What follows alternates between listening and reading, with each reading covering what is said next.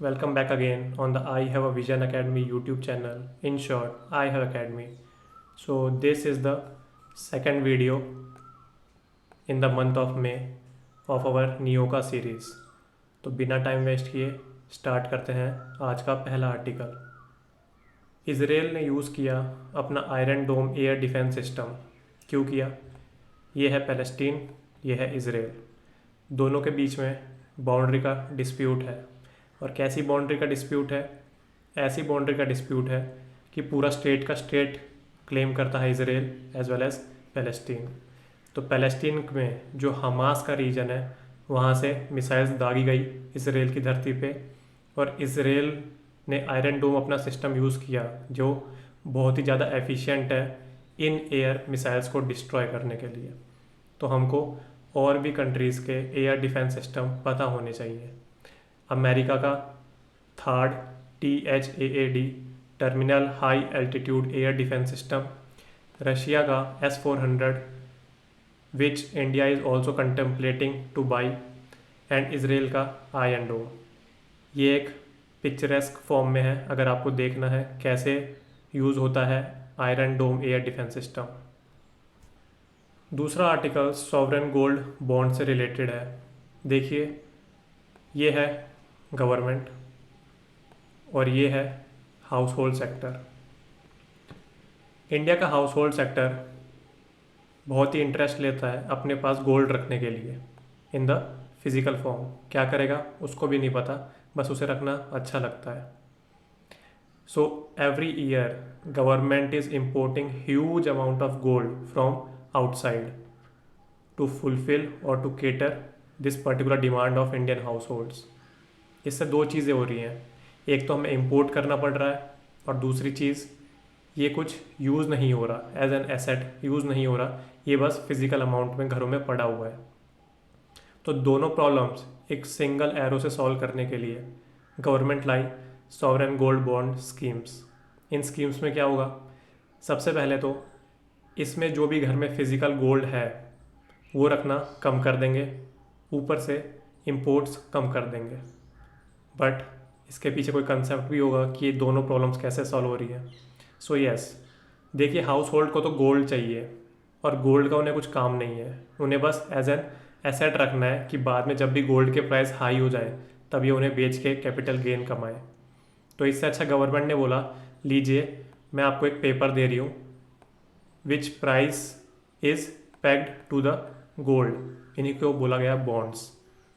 तो ये जो पूरे बॉन्ड्स हैं इसमें लिखा होगा कि आपके पास इतने ग्राम ऑफ गोल्ड है इनटेंजिबली, इतने टाइम पीरियड की मैच्योरिटी है, इतना इंटरेस्ट हम देंगे, और उस मैच्योरिटी के ओवर होने के बाद हम आपको पूरे पैसे दे देंगे। किस हिसाब पे? जिस हिसाब पे गोल्ड की कीमत चल रही है मार्केट में। तो आपको कैपिटल गेन टैक्स भी मिल गया और आपको इंटरेस्ट भी मिल रहा है। सो जो हाउस होल्ड है वो ये फिज़िकल गोल्ड की रिक्वायरमेंट नहीं करेंगे, जिससे हमारे इंपोर्ट्स भी कम हो जाएंगे, और ऊपर से जितने भी रुपए ये गोल्ड बॉन्ड स्कीम में लग रहे हैं that will be used kind of investment in the Indian economy. तो सारी प्रॉब्लम्स इसी से सॉल्व हो जाती हैं। तो यही थी सॉवरेन गोल्ड बॉन्ड स्कीम। अब इसकी फैक्चुअल पार्ट देख लेते हैं। RBI इशू करता है on behalf of the government. अगर आपको सॉवरेन गोल्ड बॉन्ड खरीदना है तो कोई भी मात्रा में नहीं खरीद सकते, एक पर्टिकुलर यूनिट दी गई है that is gram of gold. तो 1 ग्राम से स्टार्ट करना है आपको। जो आपको इंटरेस्ट मिलने वाला है वो 2.5% पर एनम मिलेगा, बट सेमी एनुअली मिलेगा, मतलब 6 महीने में एक बार मिलेगा। Total 2.5% per annum per year मिलेगा। जैसे कि मैंने बात की मैच्योरिटी पीरियड के बारे में, तो इसका मैच्योरिटी पीरियड मैक्सिमम 8 ईयर्स हो सकता है, बट एग्जिट ऑप्शंस अवेलेबल हैं from the 5th year only. It means 5 साल का मिनिमम मैच्योरिटी पीरियड है and it goes up to 8 years. So 5 साल, 6ठा साल, 7वां साल, 8वां साल आप कभी भी मैच्योरिटी अवेल कर सकते हैं और कैपिटल गेन टैक्स अपना कमा सकते हैं। कैपिटल गेन जितना भी होगा आपको उस पर टैक्स में रिडेम्पशन मिलेगी, ये भी इसी स्कीम में है। मिनिमम परमिसिबल इन्वेस्टमेंट यूनिट है 1 ग्राम ऑफ गोल्ड। इसे कौन कौन खरीद सकता है? देखिए, इसे कोई भी खरीद सकता है बस ये दो तीन चीज़ें याद रखिए। Resident individuals, so this resident word is important. Resident individuals, Hindu undivided family, trust, university, charitable institutions. कैसे खरीद सकते हैं? देखिए, अगर आप ट्रेड मार्केट करते हो तो सीधा NSE, नेशनल स्टॉक एक्सचेंज, या BSE, बॉम्बे स्टॉक एक्सचेंज पे चले जाइए और वहाँ से ये सॉवरेन गोल्ड बॉन्ड्स खरीद लीजिए। नहीं तो एक डेजिग्नेटेड पोस्ट ऑफिस जो गवर्नमेंट ने डेजिग्नेट किया है, उधर भी ये अवेलेबल होंगे। डेजिग्नेटेड स्केड्यूल कमर्शियल बैंक्स, इन पे भी ये अवेलेबल हैं। एक और चीज़ याद रखना, स्मॉल फाइनेंस बैंक्स, SFB जिन्हें बोला जाता है, एंड पेमेंट बैंक्स पे ये अवेलेबल नहीं होंगे।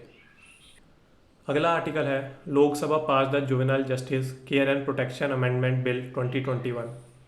तो ये लोकसभा ने पास किया गया है, and for sure it will be passed in Rajya Sabha and then president assent will be given. तो ये हमें पढ़ना ज़रूरी है। देखिए, पहला बिल आया था ये 2000 में, उसके बाद 2015 में इसमें अमेंडमेंट करी गई है। उसके बाद अब 2021 में इसमें फिर से कुछ स्मॉल अमेंडमेंट्स की जा रही हैं। तो पूरा ही एक बार juvenile justice care and protection of children bill देख लेते हैं। पहली बात तो ये दो चीज़ों से डील करता है, एक तो protection as well as adoption of children. मतलब एक चाइल्ड है, उसने कुछ क्राइम कमिट कर दिया है, तो उस क्राइम के रिलेटेड प्रोविजंस IPC या CRPC से नहीं फॉलो किए जाएंगे। इंस्टेड एक particular act, juvenile justice care and protection of children, इससे ये सब रूल्स फॉलो होंगे। तो पहली बात तो ये जो क्राइम्स की हैं उनसे डील करेगा बच्चों के द्वारा, as well as adoption and care of children. तो these are the two functions of this particular act. Juvenile justice act के तहत अगर कोई भी इन्वेस्टिगेशन करनी है तो उसमें जुवेनाइल जस्टिस बोर्ड ही इंक्वायर करेगा। 2015 का एक्ट बोलता है अगर कोई भी ऐसा ऑफेंस एक चाइल्ड के द्वारा किया गया है जिसकी इम्प्रिजनमेंट या जेल टर्म बिटवीन 3 to 7 ईयर्स है, so that will be cognizable. Cognizable मतलब अरेस्ट किया जा सकता है बिना वारंट के। मतलब कोई भी चाइल्ड है, उसने एक पर्टिकुलर अपराध किया है, तो पुलिस डायरेक्ट उसके घर पे जा सकती है कोई बिना वारंट लिए डिस्ट्रिक्ट मजिस्ट्रेट या कोर्ट से, and they will arrest this particular child. कब? जब ऐसा क्राइम है जिसकी जेल टर्म 3 to 7 ईयर्स के बीच है। तो ये कॉग्निजेबल और नॉन बेलेबल था, but this particular 2021 amendment act will change this. कैसे? कॉग्निजेबल को बना दिया गया है नॉन कॉग्निजेबल, और नॉन बेलेबल तो रहेगा ही। नॉन बेलेबल मतलब जिस अपराध में आपको बेल नहीं मिल सकती। दूसरा अमेंडमेंट 2021 में ये किया गया है, पहले जो भी अडॉप्शन ऑर्डर थे वो कोर्ट्स इशू किया करते थे, बट अब यही पावर दे दी गई है डिस्ट्रिक्ट मजिस्ट्रेट या एडिशनल डिस्ट्रिक्ट मजिस्ट्रेट को। It means this particular power is not withheld by the courts anymore and it has been transferred to the district magistrate। एक बार जुवेनाइल जस्टिस एक्ट ऑफ 2015 भी देख लेते हैं कि उसने क्या क्या प्रोविजंस लाए थे 2000 के एक्ट में। सबसे पहले तो एक्ट में लिखे हुए थे नाम जैसे कि juvenile, so this is of a particular negative connotation. सो इसी को चेंज करने के लिए जुवेनाइल वर्ड को ही अलग टर्म्स यूज़ कर दी गई, चाइल्ड या तो child in conflict with law. बहुत सारी क्लियर डेफिनेशंस भी डाल दी गई, किसकी? ऑर्फन की, अबेंडेंड, सरेंडर्ड चिल्ड्रन की। मतलब बहुत ही अच्छी तरह इस एक्ट को डिफाइन किया गया है कि इसमें कोई लूप होल्स ना हो। 16 से 18 साल के बच्चे जिन्होंने हीनस ऑफेंसेस कमिट किए हैं उनके लिए भी स्पेशल प्रोविज़न डाले गए थे जुवेनाइल जस्टिस एक्ट में। इस एक्ट के तहत आपको juvenile justice boards as well as child welfare committees बनानी पड़ेंगी इन एवरी डिस्ट्रिक्ट। किसको? स्टेट गवर्नमेंट्स को। और इन दोनों में ही एटलीस्ट 1 वुमेन मेंबर की अवेलेबिलिटी ज़रूरी है। जैसा कि मैंने बताया, इसका दूसरा फंक्शन है regarding adoption and care of children. तो पूरे के पूरे नए चैप्टर भी डाले गए ऑन अडॉप्शन। एक पर्टिकुलर अथॉरिटी को स्टैट्यूटरी बैकिंग दी गई, नाम है इस अथॉरिटी का central adoption resource authority, in short कारा। जो हमने 2021 में चेंज का पढ़ा अडॉप्शन के तहत कि कोर्ट्स अब नहीं देंगे ऑर्डर, इंस्टेड DM देंगे। तो ये 2015 के एक्ट में यही था कि कोर्ट्स देंगे, बट अब हमने पढ़ा कि अमेंडमेंट होगी एंड DM और additional DM will give this particular adoption orders. जितने भी चाइल्ड केयर इंस्टीट्यूशन रन किए जाते हैं बाय स्टेट गवर्नमेंट और by any voluntary organisation, they have to mandatorily registered under this particular act with in 6 months of the starting date. अगला article remittances in 2020 के बारे में है। ये कुछ नया फिनोमिना नहीं है, बट आपको पता होना चाहिए। The highest remittance is conferred to India, then the number of China comes and then Mexico. तो ऊपर के तीन ही आपको याद होने चाहिए। दूसरी बात ये देखिए, 2019 से कंपैरिजन में 0.2% कम मिली है इस बार की रेमिटेंस। कोविड के चलते सारी चीज़ डिक्लाइनिंग ट्रेंड पे है, तो ये एक और डिक्लाइनिंग ट्रेंड है। Women in the labour force, जो हमारा लेबर फोर्स पार्टिसिपेशन रेट होता है, तो पर्टिकुलर जेंडर वुमेन से रिलेटेड है ये ग्राफ। तो सबसे पहले 29.4 हुआ करता था, फिर कम हो गया, फिर कम हो गया, फिर कम हो गया, फिर थोड़ा सा ज़्यादा हुआ और अब फिर से ये कम हो चुका है बिकॉज ऑफ कोविड।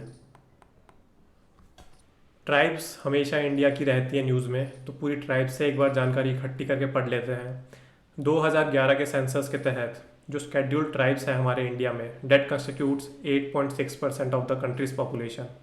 और ये स्केड्यूल्ड ट्राइब्स पूरे इंडिया में फैली हुई हैं, largely in the forest and hilly regions.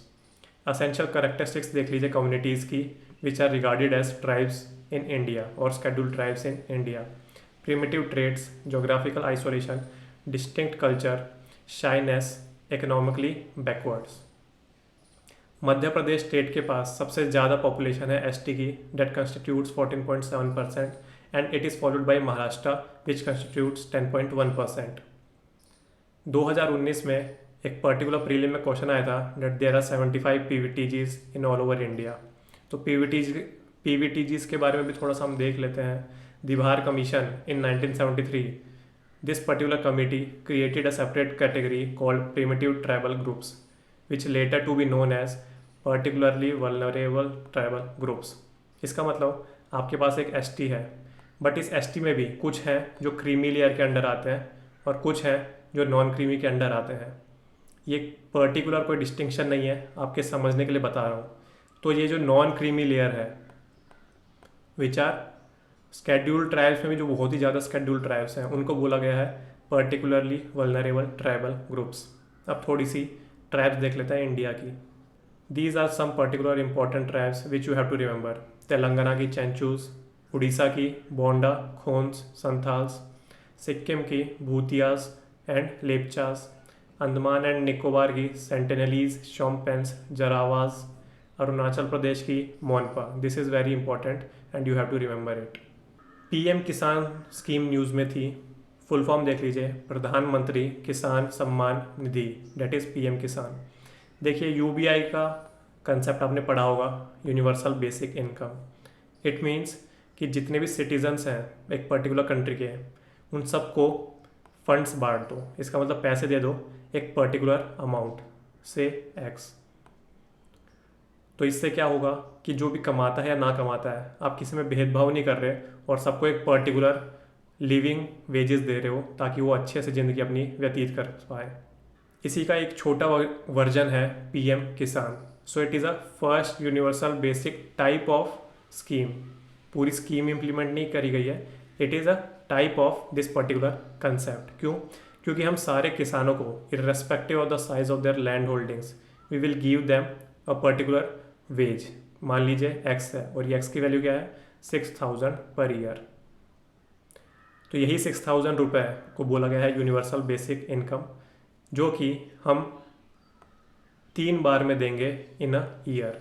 तो मतलब 2000 की एक बार पेमेंट होगी और ऐसी ही 3 बार होगी पूरे साल में। कहाँ जाएगी? जनधन बैंक अकाउंट में। कौन डालेगा? सेंट्रल गवर्नमेंट डालेगी, क्योंकि ये सेंट्रल सेक्टर स्कीम है। बट जो आइडेंटिफिकेशन की रिस्पॉन्सिबिलिटी है वो होगी स्टेट या यूटी की। कुछ ऐसे ही प्रोग्राम्स स्टेट रन है, वो क्या क्या है ये भी हमारे लिए इम्पॉर्टेंट है। भवंतर भुगतान योजना of Madhya Pradesh, Rythu Bandhu scheme of Telangana and Kalia scheme of Orissa. अगला आर्टिकल है हमारा प्रोडक्शन लिंक्ड इंसेंटिव स्कीम के बारे में। देखिए एक ये फर्म है, ये अभी नहीं चल रही है, पहले से ये चली आ रही है। ये स्टार्टअप भी हो सकती है या बड़ी कंपनी भी हो सकती है। तो देखिए कुछ सनराइज सेक्टर्स होते हैं जो अभी नेसेंट स्टेज में है, बट बाद में इनमें बूम आ सकता है, जैसे आईटी हो सकता है, या मान लीजिए हाइपरलूप टेक्नोलॉजी भी हो सकती है जो इलॉन मस्क द्वारा बताई गई है। तो ऐसे कुछ सेक्टर्स में to boost this particular sector हम क्या करेंगे, मतलब गवर्नमेंट क्या करेगी, कुछ इंसेंटिव दे देगी, टैक्स में दे देगी या टैक्स रिबेट दे देगी, या किसी भी तरह में कॉर्पोरेट टैक्स उसका कम कर देगी। तो किसी भी तरीके से उनको हेल्प करेगी to boost this particular sector. तो क्या करेगी कि जितने तुम अभी तक कैपेसिटी है तुम्हारी, जितना मैन्युफैक्चर कर रहे हो, अगर उससे तुम ज़्यादा करने लग गए तो हम आपको टैक्स रिबेट्स देंगे। उसे ही कहा गया है प्रोडक्शन लिंक्ड इंसेंटिव स्कीम। इसका मतलब अभी के हिसाब से अब जितनी अपनी प्रोडक्शन अपग्रेड करोगे या जितने भी मैन्युफैक्चरिंग अपनी अपग्रेड करोगे, उसी हिसाब से आपको ज़्यादा इंसेंटिव मिलेंगे। मतलब एक तरीके से आपका कंपैरिजन आपके प्रीवियस ग्रोथ से हो रहा है कि आज आप X number of items manufacture कर रहे हो, तो जब आप x+2 करोगे तो we will give you subsidies in this +2। So national policy on electronics आई थी, उसी के तहत ये PLI स्कीम को लॉन्च किया गया है। It is an outcome and output oriented, जैसे मैंने अभी आपको पूरा कंसेप्ट यहाँ समझाया कि ये +2 पे ही रिबेट मिलेगा। यह स्कीम 5 से 7 साल के बीच आपको टैक्स रिबेट दिलवा सकती है, और पर्टिकुलरली सनराइज सेक्टर्स हैं वो इंपॉर्टेंट सेक्टर्स माने गए हैं अंडर दिस PLI स्कीम। पहले तो ये PLI scheme particularly mobile phones के लिए लाई गई थी। क्यों? Because it has been announced under national policy on electronics, but बाद में किस किस को एक्सटेंड कर दिया गया, pharma products and medical equipment sectors, क्योंकि कोविड है तो एकदम से सर्ज हो चुकी है डिमांड PPE किट्स की एंड ऑक्सीजन सिलेंडर्स की। सो जो भी इलेक्ट्रॉनिक मैन्युफैक्चरिंग कंपनीज़ हैं उन्हें इंसेंटिव या टैक्स रिबेट्स मिल जाएंगे 4 to 6%। किस पे? मैंने अभी बताया +2 पे, मतलब इंक्रीमेंटल सेल्स पे, which are manufactured in India, मतलब इंडिया में मैन्युफैक्चर होने जाने चाहिए वो in the period of next 5 years। ये लास्ट वाला पॉइंट इंपॉर्टेंट है। All electronic manufacturing companies which are either Indian और have registered in India as a unit will be eligible to apply for the scheme. But एक exception भी है, ऐसा नहीं हो सकता कि इंक्रीमेंटल सेल्स के नाम पे वो पर्टिकुलर कंपनी लैंड और बिल्डिंग के भी रुपए इसी में इंक्लूड कर दे और सब पे ही टैक्स रिबेट ले ले। So investment done by companies on land and buildings of the project will not be considered. जैसे अगर आपको +2 यूनिट बनानी है तो उसके लिए क्या पता आपकी जो प्रेजेंट कैपेसिटी है that is fully maximized and you have to build one more building for your factory to increase your sales। तो जो भी लैंड आपने खरीदा है और जो भी बिल्डिंग बनाई है, इसके रुपए आप इंक्लूड नहीं कर सकते जब आप टैक्स रिबेट ले रहे हो फॉर द PLI स्कीम। अभी ये न्यूज़ में इसीलिए थी because now it has been extended to manufacturing of chemical cell battery storage. ये क्या है केमिकल सेल बैटरी स्टोरेज? ये new generation advance storage technology है जो कि इलेक्ट्रॉनिक एनर्जी स्टोर करती है ईदर इन इलेक्ट्रोकेमिकल और इन केमिकल फॉर्म, और जब भी हम चाहें इसे कन्वर्ट कर सकते हैं इलेक्ट्रिकल फॉर्म ऑफ एनर्जी में। जो प्रेजेंट कंडीशन है केमिकल सेल बैटरीज की are taken care from imports. Middle East बहुत ही इम्पोर्टेंट है from the mapping point of view, तो एक बार देख लेते हैं मिडल ईस्ट। ऊपर आपको दिख रही है ब्लैक सी, कैस्पियन सी, इन्हीं से याद रखा करिए पूरा मिडल ईस्ट का map. So there are kind of landmarks, Black Sea, Caspian Sea, Persian Gulf, Strait of Hormuz, Red Sea, Gulf of Aden, यहाँ अरेबियन सी, और यहाँ जाएगा हमारा इंडिया। ये देख लीजिए, ये सुएज कैनाल है, यहाँ है इजराइल एंड पैलेस्टीन जिसकी अभी हम बात कर रहे थे, बहुत ही डिस्प्यूटेड है। आपने न्यूज़ में सुना होगा कि फर्टिलाइज़र बहुत ही मात्रा में फट गया था बेरूट में, तो Beirut is the capital of Lebanon, वो एकदम इसराइल के ऊपर ही है। एक और चीज़ यहाँ नोट करिए, ये जो जॉर्डन है ये मेडिटेरेनियन सी में नहीं खुलता, इसकी एक छोटी सी सिटी है अकाबा, सो वो यहाँ खुलती है रेड सी में।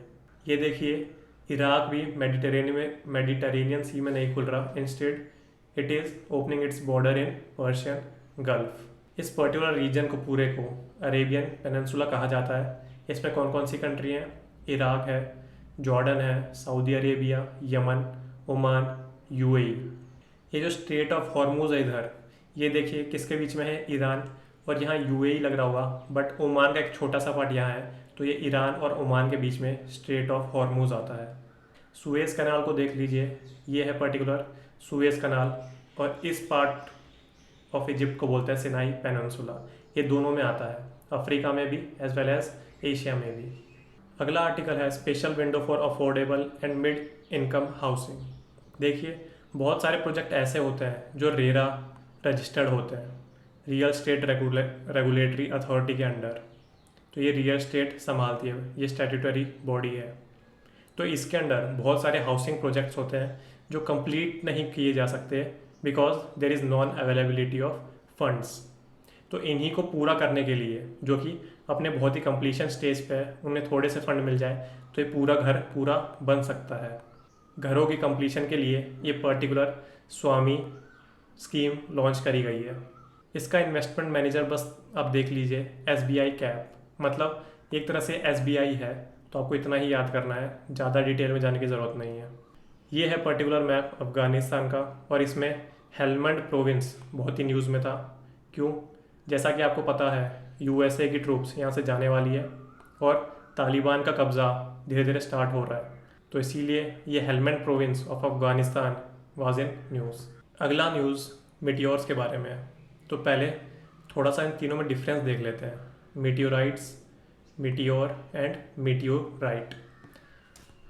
देखिए ये है सन, और ये है हमारा अर्थ, और ये है एटमॉस्फेयर। जो भी चीज़ें इसके बाहर होंगी, छोटी छोटी ऑब्जेक्ट्स, सेलेस्टियल ऑब्जेक्ट्स, उनको कहा जाएगा मीटियोरॉइड्स, ये वाला। जैसे ही ये meteoroids due to the gravitational attraction of the earth हमारे एटमॉस्फेयर में एंटर कर जाएंगे, then they will be called meteor. कैसे याद कर सकते हैं? जैसे ही एटमॉस्फेयर में एंटर होंगे तो फ्रिक्शनल फोर्स इन पे एक्ट होगा, तो धीरे धीरे वो जल जाएंगे, तो लास्ट का OIDS जल जाएगा पूरा, तो मीटियोर ही बचेगा at the time they are entering our atmosphere. ना कुछ तो मीटियोर्स ऐसे होंगे जो कम्प्लीटली बर्न हो जाएंगे in the atmosphere of earth. क्यों? फ्रिक्शन की वजह से। बट कुछ ऐसे होंगे जो बहुत ज़्यादा रेजिस्टेंट होंगे and they will fall on the earth's crust. तो जैसे ही अर्थ क्रस्ट उन्हें मिल गया तो वापस RITE आ गया क्रस्ट में। तो ऐसे आप इसको याद कर सकते हैं। तो जो भी क्रस्ट पे गिर जाएंगे उन्हें मीटियोराइट कहा जाएगा। साइक्लोन तौते अभी न्यूज़ में था, तो इसमें पूरा ट्रॉपिकल साइक्लोन्स के बारे में हम देख ही लेते हैं। तो ये क्या है? ये एक लो प्रेशर एरिया जोन्स है जिसमें हवा बहुत तेज़ी से खींची जाती है। तो ये हमारा है इक्वेटर। हमको लो प्रेशर जोन बनाना है, तो हम सारी एरो मिडल में खींचेंगे। और हमको पता है कि नॉर्दर्न हेमिस्फीयर में कोरियोलिस फोर्स का इफेक्ट राइट साइड में जाता है, तो मतलब ये कुछ ऐसा बनेगा।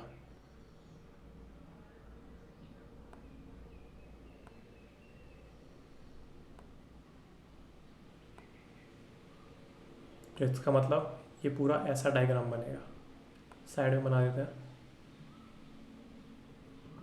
सो ये है एंटी क्लॉकवाइज। सो हमें क्या पता चला? Tropical cyclones in the northern hemisphere direction क्या होती है? Anti clockwise. अगर आपको कोरियोलिस फोर्स भूल जाते हैं बार बार, तो देखिए this is equator, this is our earth. Coriolis force C से स्टार्ट होता है, तो अर्थ का इक्वेटर पे आप C बना दीजिए। तो नॉर्दर्न हेमिस्फीयर में राइट, सदर्न में लेफ़्ट। क्यों यहाँ लेफ़्ट, राइट क्यों नहीं है? क्योंकि हमें पॉइंट ऑफ रेफरेंस यहाँ का लेना है जहाँ से एरो क्रॉस हो रही है, तो हमको अपने आप को यहाँ रखना है और तब नॉर्दर्न हेमिस्फीयर में देखना है, एंड देन अगेन हमें सदर्न हेमिस्फीयर में देखना है। तो ऊपर राइट आएगी डायरेक्शन, नीचे लेफ्ट। यही लिखा गया है कि एंटी क्लॉकवाइज डायरेक्शन होती है इन द नॉर्दर्न हेमिस्फीयर और सदर्न में just opposite clockwise.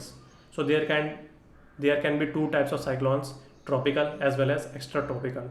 Extra tropical को ही कहा जाता है temperate cyclones, mid latitude cyclones, frontal cyclones या वेव साइक्लोन्स, क्योंकि ये फैमिली में आते हैं। Tropical cyclones occur individually. Tropical cyclones, as the name suggests, will occur in between Tropic of Cancer as well as Tropic of Capricorn. और जो extra tropical cyclones हैं वो कहाँ होंगे? Of course temperate zones and high latitude regions में ही। देखिए कुछ पर्टिकुलर कंडीशंस होती हैं for the tropical cyclones to occur. ये क्या है? बहुत ही इंपॉर्टेंट कंडीशंस हैं regarding prelim point of view. Sea surface large चाहिए एज वेल एज टेम्परेचर उसका 27 डिग्री से हाई होना चाहिए। कोरियोलिस फोर्स की प्रेजेंस होनी चाहिए, मतलब इक्वेटर पे नहीं हो सकते। Small variations in the vertical wind speed, मतलब वर्टिकल विंड शेयर बहुत ही कम होना चाहिए। एक प्री एग्जिस्टिंग लो प्रेशर होना चाहिए और अपर एयर डाइवर्जेंस होना चाहिए। देखिए 3 स्टेजेस में होता है फॉर्मेशन ऑफ ट्रॉपिकल साइक्लोन्स। अगर ये ग्राउंड है तो सबसे पहले नॉट ग्राउंड, ये है वाटर और ये बहुत ही लार्ज सी सरफेस है। क्या है? ऊपर सूरज बहुत ही गर्म हो चुकी है and the temperature of the sea is more than 27 degree Celsius. तो मतलब ह्यूज इवेपोरेशन हो रहा है सी सरफेस पे। जैसे ही ये ह्यूज इवेपोरेशन हो रहा है तो मतलब सारी गर्म हवा बहुत तेज़ी से ऊपर जा रही है और ऊपर जाते जाते due to normal lapse rate ये हवा ठंडी भी हो रही है। तो इसका मतलब ठंडी हो रही है तो एक बहुत बड़ा क्लाउड बन रहा है। आगे वाली स्लाइड में भी हम यही चीज़ देखेंगे। ये देखिए जैसे जैसे हवा ऊपर जा रही है इनमें तो बहुत ही बड़ा क्लाउड बनता जाता है जिसे हमें बोलते हैं क्यूमुलो निम्बस क्लाउड्स। और ये लेयर्ड में होते हैं, जैसे ये लेयर हो गई, फिर ये लेयर हो गई, फिर ये लेयर हो गई। तो ये बहुत ही ज़्यादा लेयर में बनते हैं एक पर्टिकुलर ट्रॉपिकल साइक्लोन। जैसे ही ऊपर जा रही है एयर उसके साथ साथ कोरियोलिस इफेक्ट भी हो रहा है। तो हमने देखा था कि एंटी क्लॉकवाइज में ये ऊपर सर्कुलेशन बढ़ेगी। एक और हमने चीज़ देखी थी कि अपर एयर डाइवर्जेंस होना चाहिए। इसका मतलब ऐसा नहीं कि ऊपर से वापस नीचे एयर आ रही है, इतना ऊपर प्रेशर है, तो अपर एयर डाइवर्जेंस एंड नीचे लो प्रेशर होना चाहिए। तो मतलब नीचे से आएगी और ऊपर से चली जाएगी हवा। कैसे? एंटी क्लॉकवाइज डायरेक्शन में घूम के। तो इसी को हम बोलते हैं ट्रॉपिकल साइक्लोन। और देख लेते हैं इसकी कैरेक्टरिस्टिक्स। तो जैसे कि मैंने बताया ये क्यूमुलोनिम्बस क्लाउड फॉर्मेशन होगा और यही पूरा सिस्टम इंटेंसिफाई होगा। जैसे ही मैच्योर स्टेज में पहुंचेगा तो क्या होगा? रिगरस थंडरस्टॉर्म्स होंगी, बारिश आएगी, तूफान आएगा और बहुत ही ज़्यादा डिस्ट्रक्शन होगी। पूरा जो मैंने अभी डायग्राम बताया उसमें सेंटर में क्या होगी? आई फॉर्मेशन होगा विच इज़ वेरी काम। क्यों काम है? क्योंकि इसके साइड बाय साइड हवा घूमेगी और यहाँ एक लो प्रेशर एरिया है और जैसे ही यहाँ विंड्स आएंगी तो ये एंटी क्लॉकवाइज में घूम के ऊपर जाती रहेंगी और ऊपर अपर एयर डाइवर्जेंस क्रिएट होगा। तो दिस इज़ वेदरलेस आई। और जैसा कि मैंने बताया concentric pattern of highly turbulent giant cumulonimbus cloud will be formed across this particular eye. Decay कैसे होता है? जहाँ भी ये लैंडफॉल करेगा, लैंडफॉल मतलब जहाँ भी ये एक पर्टिकुलर ओशियन से लैंड में चले जाएगा तो इसको बोलते हैं इस पर्टिकुलर चीज़ को लैंडफॉल। और जैसे ही लैंडफॉल करेगा ये तो इसका पावर का सोर्स ख़त्म हो जाएगा। पावर का सोर्स क्या था? इवेपोरेशन। पानी में जो इवेपोरेशन हो रहा है वो इसकी पावर का सोर्स था। तो जैसे वो ख़त्म हो जाएगा this tropical cyclones will die. एक बार इस मैप को वापस अच्छी तरीके से देख लीजिए और अपने नोट्स भी रिवाइज कर लीजिए रिगार्डिंग ट्रॉपिकल साइक्लोन। एक आर्टिकल था हिंदू में वुल्फ वॉरियर डिप्लोमेसी। तो ये किसके डिप्लोमेसी है? देखिए जब आप सेकंड क्लास में थे तो आप एक छोटे बच्चे थे, आपको कोई बोलता था कि तू पागल है तो आपका आंसर आता था कि नहीं भाई मैं पागल नहीं हूँ। फिर आप 12th क्लास में आ गए, अब आपकी दाढ़ी आ गई है और आप एक बड़े इंसान हो। अगर आपको कोई बोलता है कि तू पागल है तो आप उसको बहुत ही अच्छे अच्छे शब्द 3-4 एक्स्ट्रा सुना दोगे। तो इसी को बोला गया है wolf warrior diplomacy of China. पहले चाइना इतना पावरफुल नहीं था, इसीलिए बस जो भी उस पर एलिगेशन लगी है उन्हें वो इनकार करता था, मना करता था और बोलता था कि हमें बस पीस चाहिए, हमें बस डेवलपमेंट चाहिए, हमें कुछ नहीं चाहिए ये सब। अब उसके इकोनॉमिक पावर बड़ी हो गई है तो अब वो नकारता तो अभी भी एलिगेशंस, जैसे कोई भी एलिगेशन लगाया कि आपसे कोविड निकला है तो वो बोलेगा नहीं हमसे कोविड नहीं निकला है। और ऊपर से ये बोलेगा जैसे यूएसए को कि भाई आप अपने पहले दंगे संभालो, हमारे ऊपर नाम बाद में लगाना। सो इसी को कहा गया है wolf warrior diplomacy of China. अगला आर्टिकल हमारा स्नो लेपर्ड के बारे में। स्नो लेपर्ड की प्रजातियाँ India, Nepal, Bhutan, China, Mongolia, Russia, Pakistan, Afghanistan, Kyrgyzstan, Kazakhstan, Tajikistan and Uzbekistan में मिलती है। इंडिया में कौन कौन से स्टेट्स में मिलती है? 5 स्टेट्स हैं, देखिए। Jammu and Kashmir, Himachal Pradesh, actually Jammu Kashmir technically is a union territory now, Uttarakhand. ये लास्ट के 2 इंपॉर्टेंट है because you tend to forgot this states, Sikkim and Arunachal Pradesh. तो जितने भी हिली रीजन्स के स्टेट्स हैं वहाँ सब हमें स्नो लेपर्ड मिलते हैं। स्नो लेपर्ड्स को कैटेगराइज किया गया है वल्नरेबल कैटेगरी में बाय IUCN। स्केड्यूल 1 में रखे गए हैं Indian wild life protection act of 1972 के। साइट्स है उसके ये अपेंडिक्स 1 में है। और एक और बहुत इंपॉर्टेंट ट्रीटी जो हम एनवायरनमेंट में पढ़ते हैं, कन्वेंशन ऑन माइग्रेटरी स्पीसीज, इसके भी ये अपेंडिक्स 1 में है। कुछ और कंजर्वेशन एफर्ट्स की बात कर लेते हैं जो कि इंडिया में चल रहे हैं regarding snow leopard. Project snow leopard, secure Himalaya initiative by global environment facility as well as United Nation development programme. तो इतना सब बस याद रखना कि GEF प्लस UNDP इस पर्टिकुलर सिक्योर हिमालय को चला रहा है। और लास्ट है हिमाल संरक्षक। वर्ल्ड वाइल्ड लाइफ फंड, ये हमेशा न्यूज़ में रहता है because it publishes a particular report, living planet report every 2 years. तो इसी के बारे में थोड़ा जान लेते हैं। NGO है, इंटरनेशनली रिकॉग्नाइज्ड है, 1961 में फाउंड आउट की गई थी। हेडक्वार्टर्स का है ग्लैंड, स्विट्ज़रलैंड में है। एम बहुत ही आसान सा एम है, खुद ही देख लीजिए। It is the world's largest conservation organisation, तो ये भी आप याद रखिए। कुछ रिपोर्ट्स एंड प्रोग्राम्स क्या हैं, जैसे मैंने अभी बोला living planet report is very important one, हर 2 साल में पब्लिश की जाती है बाय WWF। अर्थ आर एक इनिशिएटिव है इनका, ये भी इसे मनाते हैं। और एक लास्ट है डेट फॉर नेचर स्वाप्स। इसमें क्या होता है, ये है डेवलप्ड नेशन और ये है एक पर्टिकुलर छोटा डेवलपिंग नेशन। तो अब क्या होता है, देखिए डेवलपिंग नेशंस हमेशा रहते हैं इन स्कार्सिटी ऑफ फंड्स।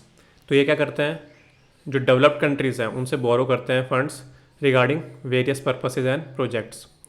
तो ये जो डेट फॉर नेचर स्वैप्स है, इसमें WWF ये बोलता है, देखिए डेवलप्ड कंट्रीज़ आप थोड़ी सी अपने लोन्स, एसेट्स या डेट को जाने दीजिए, मतलब वो डेवलपिंग कंट्री से मत लीजिए। क्यों? अगर डेवलपिंग कंट्री इन्वेस्टमेंट कर रही है या कुछ कंजर्वेशन मेजर्स ले रही है रिगार्डिंग इट्स एनवायरमेंटल इश्यूज़, तो इसका मतलब अगर डेवलपिंग कंट्रीज़ अपने फॉरेस्ट बचा रही है या कोई और चीज़ें चला रही है, जैसे अभी हमने पढ़ा प्रोजेक्ट स्नो लेपर्ड के बारे में, तो आप इस पर्टिकुलर अपने लोन या डेट को जाने दीजिए। इसी को बोला गया है डेट फॉर नेचर स्वैप्स। अगला आर्टिकल है हमारा इलेक्टोरल बॉन्ड्स के बारे में। ये हाल ही में किया गया इलेक्टोरल रिफॉर्म है। क्या है ये? देखिए, ये है हम एक बहुत बड़े बिजनेसमैन, मानने में क्या ही जाता है। ये है एक particular bank which is SBI and this is the account of the particular political party to which we want to donate. तो ये जो बिजनेसमैन है ये जाएगा SBI के पास अपना चेक लेके या डिमांड ड्राफ्ट लेके। इसमें लिखा होगा वो धनराशि जो आपको एक पर्टिकुलर पॉलिटिकल पार्टी को डोनेट करनी है। SBI इन रिटर्न आपको दे देगा एक इलेक्टोरल बॉन्ड। इस बॉन्ड में लिखा होगा कि कितनी धनराशि आपको कौन सी पॉलिटिकल पार्टी के अकाउंट में डलवानी है। ध्यान से सुनिए, इसमें आपका नेम नहीं मेंशन होगा। ये इलेक्टोरल बॉन्ड लेके आप पहुंचते हैं उस बैंक के पास जिसमें पॉलिटिकल पार्टी के अकाउंट का खाता है, तो आप वहां जाते हैं और इसे रिडीम करते हैं। बट ये जो टाइम पीरियड है between the maturity of the bond, मतलब इस केस में 15 दिन ही होता है। So after 15 days this bond will become dead. तो ये जो 15 दिन का टाइम है आपके पास, जब आपने लिया SBI से और 15 दिन के भीतर भीतर जब आपको ये रिडीम करना है, इसके भीतर आपको क्या इंटरेस्ट मिलेगा? देखिए, this is an interest free financial instrument. इतना आपको समझ में आ गया। अब जल्दी से सारे पॉइंटर्स देख लेते हैं। सबसे पहले मैंने बताया this is interest free financial instrument. भाई आप एक पॉलिटिकल पार्टी को डोनेट कर रहे हो और इसमें आपके अदर वेस्टेड इंटरेस्ट हैं। इसमें आपको कोई इंटरेस्ट नहीं मिल रहा है। आप समझ रहे हो कौन से इंटरेस्ट की बात कर रहा हूँ मैं। सेकंड है, ये जो बॉन्ड्स हैं ये बस इशू किए जाएंगे in multiples of 1000, 10,000, 1 lakh and 10 lakh and 1 crore without any maximum limit. तो आपको इतना ध्यान रखना है कि ये 100 से स्टार्ट नहीं हो रहे। जैसा कि मैंने बताया, SBI है authorise to issue this particular bonds and these bonds are valid only for 15 days from the date of issuance. Redeemable कहाँ होंगे ये भी मैंने बताया, पर्टिकुलर पार्टी के बैंक अकाउंट में। और ये पार्टी कैसे होनी चाहिए थी? रजिस्टर्ड। कौन खरीद सकता है इन बॉन्ड्स को? देखिए, ये बॉन्ड कोई भी सिटीज़न ऑफ इंडिया के द्वारा या कोई भी कंपनी जो इंडिया में इस्टेब्लिश्ड है उसके द्वारा खरीदे जा सकते हैं। इंपॉर्टेंट पॉइंट क्या बताया मैंने कि आपका नाम यहाँ मेंशन नहीं होता इन बॉन्ड्स पे, तो काइंड ऑफ एनोनिमिटी दी गई है in the case of electoral bonds. अगर आप एक पॉलिटिकल पार्टी हैं और आप इलेक्टोरल बॉन्ड्स का बेनिफिट अवेल करना चाहते हैं तो आप पे भी 2 कंडीशन है। पहली तो मैंने बता दी, ओनली रजिस्टर्ड पॉलिटिकल पार्टी। कौन से एक्ट के तहत? RPA एक्ट 1951 के तहत जो भी रजिस्टर्ड हैं वही ये पर्टिकुलर डोनेशंस को रिसीव कर पाएंगी। और in addition to that they should not have secured less than 1% of votes polled in the previous elections. तो दोनों कंडीशंस मैंडेटरी हैं। जैसा कि मैंने बताया, चेक या डिमांड ड्राफ्ट से ही आप एनकैश कर सकते हैं ये particular bond. It means there is involvement of only white money. अगला आर्टिकल हमारा डिप्लोमेटिक इम्यूनिटी के बारे में। क्या होती है? नाम से ही पता चल रहा है, डिप्लोमेट्स को जब इम्यूनिटी दी गई regarding certain laws and taxes, तो इसी को बोला गया डिप्लोमेटिक इम्यूनिटी। न्यूज़ शायद ये थी कि साउथ कोरिया में एक पर्टिकुलर एम्बेसडर थे किसी कंट्री के, उनकी वाइफ ने किसी शॉपकीपर के साथ मिसबिहेव किया था और उसने पर्टिकुलर एम्बेसडर ने अपनी डिप्लोमेटिक इम्यूनिटी यूज़ की है और ये अब कोई भी केस का सामना नहीं करेंगे। तो काइंड ऑफ इम्यूनिटी होती है सारे ही एम्बेसडर्स के पास। अच्छा, एम्बेसडर और हाई कमीशन के बीच में क्या फ़र्क होता है? देखिए, दोनों सेम ही होते हैं, पोस्ट सेम ही है, बस ambassador is a general term और high commissioner is a particular term. High commissioner किनके लिए यूज़ होता है? जो भी कॉमनवेल्थ की कंट्रीज़ है, मतलब इन शॉर्ट जिनके ऊपर भी यूके ने, यूनाइटेड किंगडम ने राज किया था, उन सारी कंट्रीज़ के एम्बेसडर को हाई कमिश्नर बोला जाएगा इन वन अदर स्टेट्स, उनके बीच में। एम क्या था इस पर्टिकुलर डिप्लोमेटिक इम्यूनिटी लाने का? क्योंकि diplomats can function without fear, threat और intimidation from the host country. Basis क्या है? तो 2 पर्टिकुलर कन्वेंशन हमको याद रखनी है। वियना कन्वेंशन, ये एनवायरनमेंट वाली नहीं है, इसको बोला गया है the convention on diplomatic relations of 1961 as well as the convention on consular relations 1963। ये रेटिफाई करी गई हैं 187 कंट्रीज़ के द्वारा, बट इनको एनफोर्समेंट कौन करता है? तो सारे अपने कंट्रीज़ के जो पर्टिकुलर लॉ है, जैसे अगर इंडिया ने भी ये दोनों वर्ड रेटिफाई की हैं कन्वेंशंस, तो भी इनका कोई लीगल एनफोर्समेंट नहीं होगा इंडिया में जब तक कि legislature will pass a bill in our houses for this particular act. Sikkim कुछ न्यूज़ में था तो इसके ऊपर देख लेते हैं। Sikkim was founded by Namgyal dynasty, important है, याद रखना। It derives it's name from the Limbu, a tribe of Sikkim. Sikkim को प्रोटेक्टोरेट ऑफ इंडिया का दर्जा दिया गया था इन 1950 by the Indo Sikkimese treaty, और बाद में Sikkim 22nd state of India बना। कौन सी अमेंडमेंट से? 36th amendment act of 1975 which has been asked in the previous year questions of UPSC CSE। बार बार महाराष्ट्र का जो मराठा कोटा है वो हमेशा न्यूज़ में आ रहा है। क्यों? Because SC has struck it down. हमने प्रीवियस नियो का वीडियो में भी पढ़ा था, अभी हम वापस और कंप्रीहेंसिवली एक बार पढ़ लेते हैं because it is an important article. क्या हुआ है?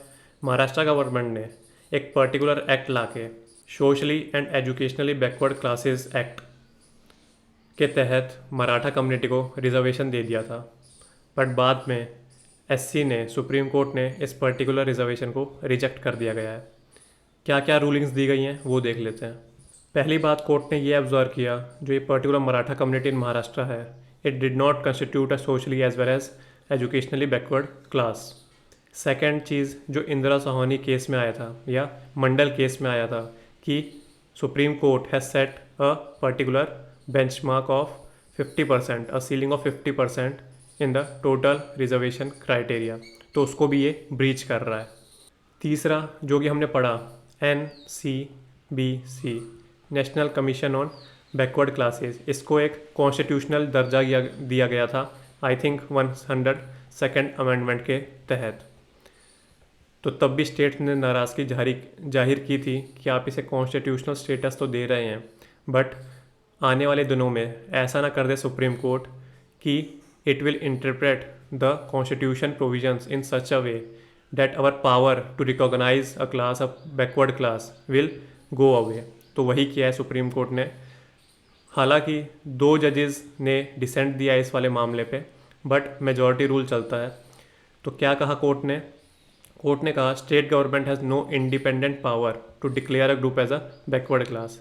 इसका मतलब ये जो NCBC की बैक स्टोरी मैंने बताई, इसी के तहत कोर्ट ने अब ये रूलिंग दे ही दी, जिनको स्टेट्स पहले से ही डरा करते थे कि ये रूलिंग आ जाएगी। अभी तक क्या होता था, सेंट्रल गवर्नमेंट और स्टेट गवर्नमेंट्स हैं, ये दोनों अपनी सेपरेट लिस्ट निकालती थी for declaring communities as socially and educationally backward. But now after the rulings of supreme court, it is the prerogative of only centre to have this power. But ज़्यादा इस पर विचार करने की ज़रूरत नहीं है, बिकॉज सेंटर ने ही खुद एक रिव्यू पेटिशन डाल दी रिगार्डिंग दिस लास्ट व्यू। जब फेमस इंदिरा साहानी केस की बात हो ही रही है, या मंडल केस जिसे बोलते हैं, तो उसके बारे में थोड़े से प्रोविजंस देख लेते हैं। सुप्रीम कोर्ट ने ये सब डिक्री दी थी उसके इंदिरा साहनी जजमेंट में। इन्होंने बोला था कि हम बस इकोनॉमिक क्राइटेरिया के बेसिस पे ही डिक्लेयर नहीं करेंगे backward classes, but caste system also need to be considered. Second बोला गया, the concept of creamy layer has to be introduced. इसका मतलब अगर ये पूरा दूध है और इसमें सारे बैकवर्ड क्लासेस हैं, पर कुछ जो बैकवर्ड क्लासेस हैं, क्योंकि हमारे यहाँ कंप्लीट इक्वलिटी तो है नहीं, तो ये मलाई बच जाती है ऊपर। इस मलाई का क्या काम है? ये बहुत गाढ़ी है दूध से, मतलब ये इकोनॉमिकली वेल्दियर है पूरे दूध से। तो हमको ऐसे पर्सनस को इस रिजर्वेशन क्राइटेरिया से बाहर फेंकना है, तो इन्हें ही बोला गया क्रीमी लेयर। तो ऐसे क्रीमी लेयर, ऐसे बैकवर्ड क्लासेस जो कि बहुत वेल्दी हैं, इन्हें हमें रिजर्वेशन क्राइटेरिया से बाहर करना है। आर्टिकल 16 क्लॉज 4 के तहत आप ये नहीं कर सकते कि एक पर्टिकुलर आप ग्रुप बना रहे हो, ये बैकवर्ड क्लास का ग्रुप है, और इसमें भी एक पर्टिकुलर सब ग्रुप है जो कि मोर बैकवर्ड क्लास है। तो जो 16 क्लॉज 4 है, जो पावर देता है रिजर्वेशन की, इम्प्लीमेंटेशन ऑफ रिजर्वेशन की पावर 16 क्लॉज 4 देता है, ये भी ध्यान रखो। तो इसके तहत आप ऐसे सब कैटेगराइज नहीं कर सकते बैकवर्ड क्लासेस को। सदाबहार पॉइंट 50% की ऊपर लिमिट क्रॉस नहीं होनी चाहिए, और जो भी डिस्प्यूट होंगे रिगार्डिंग दिस पर्टिकुलर क्राइटेरिया, जी जितने भी मेंशन किए हैं सुप्रीम कोर्ट ने, you can only appeal in Supreme court.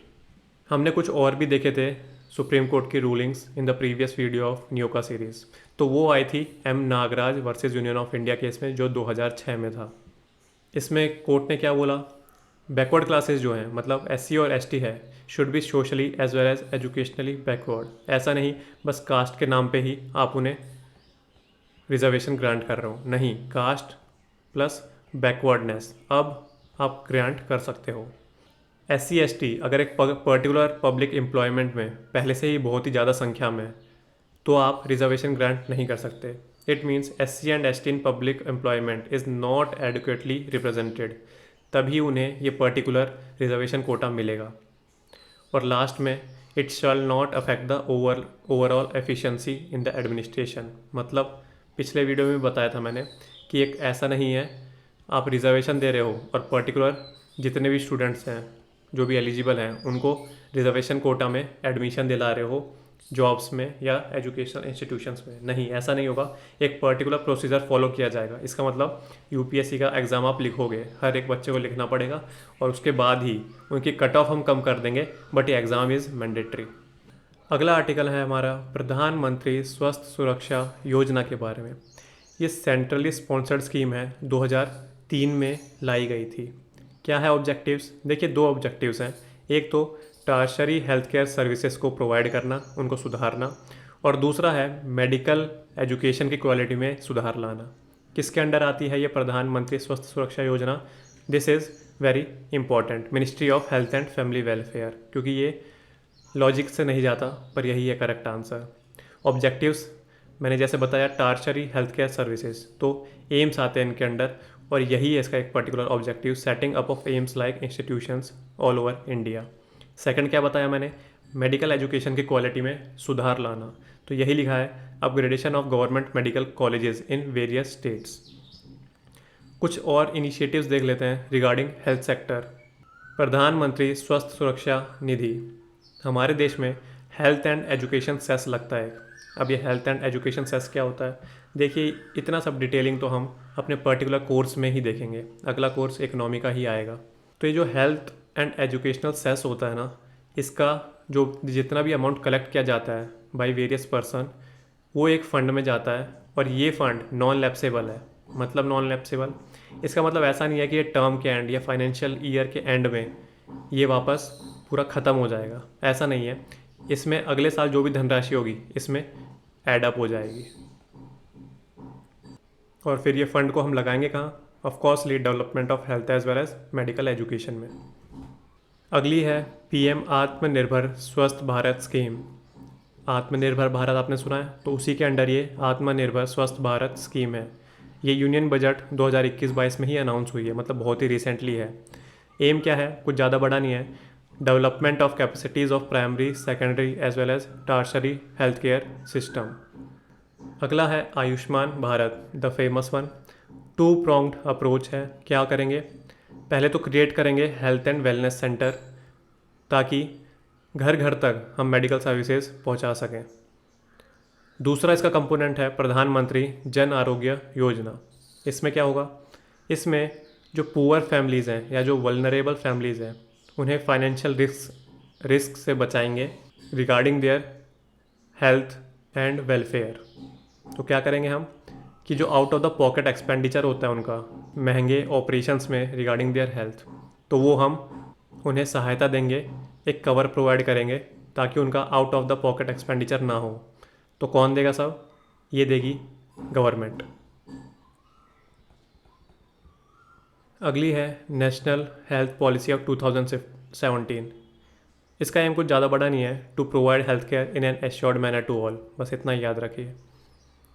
प्रधानमंत्री भारतीय जन औषधि परियोजना।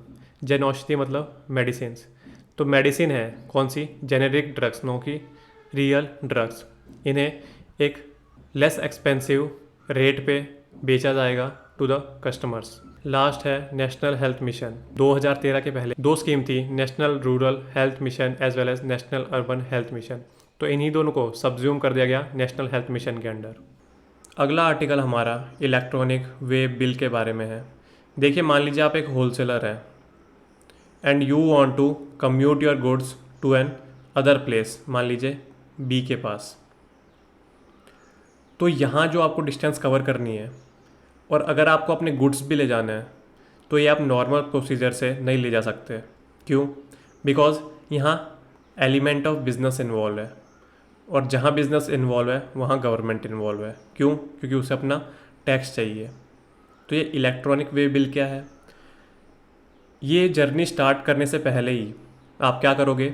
जीएसटी पोर्टल पे जाओगे, और रेलेवेंट इन्फॉर्मेशन है अबाउट योर कंसाइनमेंट, जो एक कंसाइनमेंट आप भेज रहे हो, इसमें कितना माल जा रहा है, कहाँ तक जा रहा है ये चीज़, ये जो बी पॉइंट है इसका आप एड्रेस दोगे, अपनी रेलेवेंट इन्फॉर्मेशन दोगे, अपनी रेलेवेंट डिटेल्स दोगे। जैसे ही आप ये सब अपलोड करोगे जीएसटी पोर्टल में, वो आपको एक जीएसटी नंबर दे देगा, जिसको बोला जाएगा इलेक्ट्रॉनिक वे नंबर, या तो आप इसे ये भी कह सकते हैं इलेक्ट्रॉनिक वे बिल नंबर। तो जैसे ही आप ये पूरे साइट पे अपलोड करोगे, तो आपको ई वे बिल मिल जाएगा, और ये जो आपको नंबर मिला है यही आपको अपने ड्राइवर को दे देना है जो कंसाइनमेंट पहुंचा रहा है। जैसे ही इसको चेक पोस्ट पे रोकेंगे, क्यों रोकेंगे? क्योंकि जो इंट्रा स्टेट और इंटर स्टेट ट्रैवल करते हैं कंसाइनमेंट्स, उनके लिए एक अलग से चेक पोस्ट होती है, आपने देखी होगी। हमारे लिए अलग टोल प्लाजा होता है and all the trucks line up in another check post. तो यही चीज़ चेक करने के लिए होती है इलेक्ट्रॉनिक वे बिल। जैसे ही चेक पोस्ट पे इनको रोका जाएगा तो जो ड्राइवर है वो इलेक्ट्रॉनिक वे बिल नंबर दिखाएंगे to the tax officials and tax officials get it verified on the online site of GST, जो भी अपलोड किया है आपने। तो यही था पूरा कंसेप्ट ई वे बिल के बारे में। Points to be remember are, ये intra state as well as inter state दोनों के कंसाइनमेंट के लिए आपको जनरेट करना पड़ेगा ई वे बिल। और आपका कंसाइनमेंट कितने साइज़ का होना चाहिए? Which is exceeding 50,000 rupees and it should go beyond 10 kilometre. मतलब ये ए और बी की दूरी 10 किलोमीटर से ज़्यादा होनी चाहिए। अगला आर्टिकल हमारा फास्ट टैग के बारे में। देखिए छोटी छोटी चीज़ें हैं, बट अगर कभी आ गई तो ये हमारे हाथ से स्किप नहीं होनी चाहिए। क्यों? Because these are easy numbers. तो फास्टैग हम सबको पता है अब तो, ये हमारी कार है, यहाँ हमारे फ्रंट मिरर पे फास्टैग लगा होगा। At the time we are reaching any toll plaza, there is a camera here and it will detect this particular FASTag by radio frequency identification, जिसको इन शॉर्ट RFID भी बोलते हैं। जैसे ही ये इसको डिटेक्ट करेगा सो ऑटोमेटिकली आपके जो बैंक अकाउंट में रुपया होंगे वो कट जाएंगे। कितने कटेंगे? जितना ये टोल प्राइस चार्ज कर रहा है उतने ही कटेंगे। सो ये कब पूरी इंट्रोड्यूस हुई थी? Under national electronic toll collection programme. उसी के तहत ये सारे मैंडेटरी हुए फास्टैग लगाना अपने अपने व्हीकल्स पे। पेमेंट कौन कलेक्ट कर रहा है? पेमेंट कलेक्ट करने की जिम्मेदारी है national payment corporation of India. अगर आपने पिछले प्रीवियस ईयर प्रीलिम के पेपर देखे हैं तो आपको एक अच्छा क्वेश्चन याद आ गया होगा यहाँ से कि which body connects all the ATMs in India. तो yes, it is National Payments Corporation of India, यही ATMs को संभालती है। अगला आर्टिकल है हमारा गावी के बारे में। Global alliance for vaccines and immunisation बनी कब थी? याद रखिए, इंपॉर्टेंट है, 2000 में बनी थी। क्या है? इंटरनेशनल ऑर्गेनाइजेशन है। देखिए जैसे अभी हम कोरोना काल से गुजर रहे हैं, तो ये जो डेवलप्ड कंट्रीज़ हैं इनके पास तो आराम से वैक्सीन की अवेलेबिलिटी रहेगी, because the manufacturing firms belong to this developed countries. ठीक है, इंडिया ठीक है डेवलपिंग कंट्री है, पर इसके पास भी अच्छी खासी फार्मास्यूटिकल कंपनीज़ हैं। But what about those are living in the poor countries? इनके बच्चों के लिए तो वैक्सीन है ही नहीं। क्यों? क्योंकि सब नेशनलिज्म के कंसेप्ट से चल रहे हैं, और नेशनलिज्म का कंसेप्ट यही बोलता है कि पहले you have to serve your citizens. तो डेवलप्ड कंट्रीज़ के पास जो भी वैक्सीन्स है लाइक फाइज़र, मोडेर्ना की वैक्सीन, तो ये अपने सिटीजन्स को पहले देंगे। इंडिया वाले, हाँ पहले तो इन्होंने थोड़ा सबकी हेल्प करी है कोवावैक्सीन को एक्सपोर्ट करके, but now we Indians are also conserving the vaccines for our citizens first. तो इनका क्या होगा? जो पुअर कंट्रीज़ हैं या लीस्ट डेवलप्ड कंट्रीज़ हैं, तो इन्हीं के लिए ये पर्टिकुलर गावी बनाया गया, ताकि ये जो वैक्सीन्स डेवलप हो रही है ये जल्द से जल्द लीस्ट डेवलप्ड कंट्रीज़ या पुअर डेवलपिंग कंट्रीज़ के बच्चों तक भी पहुँचे। तो गावी क्या करेगा? सिंपली ये एक्वायर करेगा vaccines by this developed and developing countries and export them to least developed countries. अगला आर्टिकल है सेपी के बारे में। सेपी का फुल फॉर्म क्या है? Coalition for epidemic preparedness innovations. तो इसको एनवायरनमेंट के साथ कंफ्यूज मत करना, क्योंकि सेपी बॉडी एक एनवायरनमेंट में भी है। ये है क्या? देखिए 2017 में बनाया गया था, ग्लोबल पार्टनरशिप है। क्यों लॉन्च हुई थी? To develop vaccines to stop future epidemics. ठीक है, तो ये मत समझ लेना ये कोरोना में बनाया है, नहीं, कोरोना से पहले बनाया है, 2017 में बनाया है। गावी कब बनाया था? 2000 में, वो भी वैक्सीन से रिलेटेड था। And this particular thing CEPI is also related to epidemics as well as vaccines. Important क्यों हो जाता है? क्योंकि it has been founded in Switzerland by the governments of Norway and India. और कौन कौन थे इनके साथ? Bill and Melinda Gates Foundation, Wellcome Trust and World Economic Forum. अगला article is evergreen topic of UPSC, South China Sea. तो ये dispute देखने से पहले थोड़ा हम बेसिक जान लेते हैं। देखिए, इंटरनल वाटर्स किसे कहा जाता है? अगर ये हमारा ज़मीन का पोर्शन है and this landscape we are watching from the sky towards the ground, इसका मतलब आप एक ड्रोन लेके मुंबई या केरला में चले जाइए और उस ड्रोन को उड़ा के आप ऊपर से नीचे देखिए तो आपको कुछ ऐसा नज़रिया दिखेगा। ये हमारी ज़मीन है। ये जो भी अंदर ज़मीन के वाटर है, मतलब पॉन्ड भी हो सकता है, बट थोड़े अच्छे सेंस में बोले तो ये बैक वाटर्स या कयाल्स, जिनको केरला में ही बोला जाता है पर्टिकुलरली, तो ये चीज़ वो है। सेकंड है, कोई हमारा आइलैंड है और वो भी बहुत थोड़ी सी दूरी पे है, तो इससे अगर हम स्ट्रेट लाइन खींचें तो this is also known as our internal waters. तो ये दोनों मतलब एक तरह से ज़मीन है। ठीक है, आगे चलते हैं। अब ये जो ज़मीन है हमारी, इससे ऊपर 12 नॉटिकल माइल्स जाओगे तो हमारा टेरिटोरियल वाटर्स आएंगे। उसके आगे फिर से आप 12 नॉटिकल माइल्स जाओगे तो हमारे कॉन्टिगियस जोन आएगा। अब यहाँ थोड़ा ध्यान से देखिए, एक्सक्लूसिव इकोनॉमिक जोन, वापस हमारा जो ज़मीन का बाउंड्री है वहाँ से 200 नॉटिकल माइल्स तक हमारा एक्सक्लूसिव इकोनॉमिक जोन है। तो सारे एस्पायरेंट्स को ये तो याद रहता है, ये 12 nautical miles, 12 and 200 nautical miles, but ध्यान से देखिए 12 नॉटिकल माइल्स यहाँ से यहाँ तक है। जैसे ही टेरिटोरियल वाटर्स ख़त्म होते हैं वहाँ से स्टार्ट होके अगला 12 नॉटिकल माइल्स कंटिगियस जोन है। बट जो एक्सक्लूसिव इकोनॉमिक जोन है, जिसको EEZ भी बोलते हैं, वो पूरा ज़मीन की बाउंड्री से ऊपर तक है 200 नॉटिकल माइल्स। तो ये हमें याद रखना है। और इसके आगे क्या आएगा? इसके आगे आ जाएंगे इंटरनेशनल वाटर्स। तो इनकी सिग्निफिकेंस क्या है? EEZ की, कॉन्टिगियस जोन की, टेरिटोरियल वाटर्स, ये तो हम देखिए या तो एनवायरनमेंट या तो इकोनॉमी में कवर करेंगे। अब आते हैं मेन मुद्दे पे, साउथ चाइना सी। सो यहाँ भी यही टेरिटोरियल डिस्प्यूट चल रहा है। कहाँ? इन द पानी।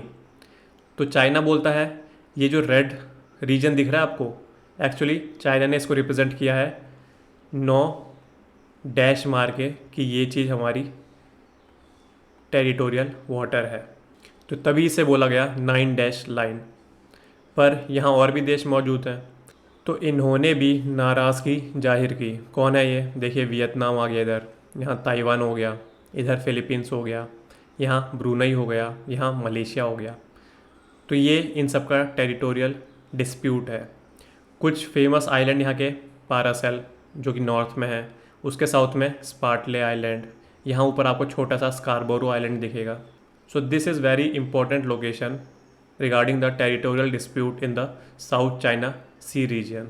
थोड़ी सी और इन्फॉर्मेशन बताऊँ अगर मैं आपको, तो ये लाओस है। कैसे पता? क्योंकि एक सिंगल लैंडलॉक्ड कंट्री है इस रीजन की। देन यहाँ हांगकॉन्ग है, तो छोटा सा आप देख सकते हैं। ये कौन सा आइलैंड आप देख सकते हैं? This is Borneo island. Next article is about eco tax या तो एनवायरमेंटल टैक्स। नाम से ही पता चल रहा है कि ये ऐसी चीज़ है जो एनवायरनमेंट को कंजर्व कर रही है। और ये टैक्स है तो ये कौन कलेक्ट करेगा? गवर्नमेंट कलेक्ट करेगी अपने सिटीजन से। तो यही लिखा है aim, purpose of environmental tax is to curb or reduce the extent and amount of the use or consumption of harmful substances or activities। ये जो इको टैक्स रिफॉर्म्स हैं, इसमें 3 कंप्लीमेंट्री एक्टिविटीज़ साइमल्टेनियसली चलानी होती है। क्या होती है? एक तो है eliminating existing subsidies and taxes that have a harmful impact on the environment. कैसी हो सकती है? जैसे अभी हमारी गवर्नमेंट फर्टिलाइज़र पे सब्सिडी देती है, तो ये चीज़ तो अच्छी है, but we all know if we have studied economics then the states of Haryana and Punjab are using excessive use of fertiliser. तो उससे क्या हो रहा है?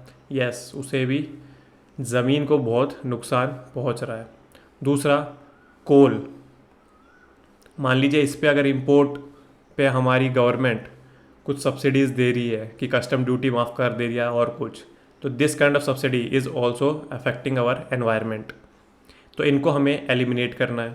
जितने भी अभी टैक्सेस हैं उनको ऐसे रिस्ट्रक्चर करना है that they will support environment in a eco friendly manner. और तीसरा पिलर है initiating new eco taxes. Indian context में बात करें तो किस प्रकार के इको टैक्स हैं? एक तो हमारे पास कैंपा है, compensatory afforestation fund management and planning. इसमें क्या होता है, अगर सिंपल भाषा में बताया जाए, एक कॉरपोरेट है, मान लीजिए अदानी ग्रुप है, उसे एक फैक्ट्री इस्टेब्लिश करनी है in the region of Chhattisgarh, but to install this particular factory he have to clear out 500 square kilometre of trees. But ये तो एनवायरनमेंट के अगेंस्ट चले जाएगा। तो गवर्नमेंट क्या बोल रही है, देखिए ये 500 स्क्वायर किलोमीटर जो जगह है, इसमें जितने भी ट्रीज़ लगे हुए हैं हम उनकी नेट प्रेजेंट वैल्यू इवेल्युएट करेंगे अपने मेथड से, और आपको उतने ही रुपए हमें देने हैं ताकि in an another piece of land of 500 kilometre square we will regrow this particular forest. तो आपकी कंपनी भी बन जाएगी और दूसरी बात हमारा एनवायरनमेंट भी प्रोटेक्ट हो जाएगा। तो आप हमें नेट प्रेजेंट वैल्यू के हिसाब से इस फॉरेस्ट की कीमत दे दीजिए जो हम डाल देंगे कैंपा फंड में। और एक कैंपा फंड थोड़ा सा और बता देता हूँ, 90% will go to state CAMPA and 10% will go to centre CAMPA fund. और क्या है इंडियन कॉन्टेक्स्ट में, कोल सेस, कोल पे हम सेस लगाते हैं। तो ये था पूरा आर्टिकल इको टैक्स के बारे में। अगला आर्टिकल है हमारा Kyasanur forest disease virus, KFD।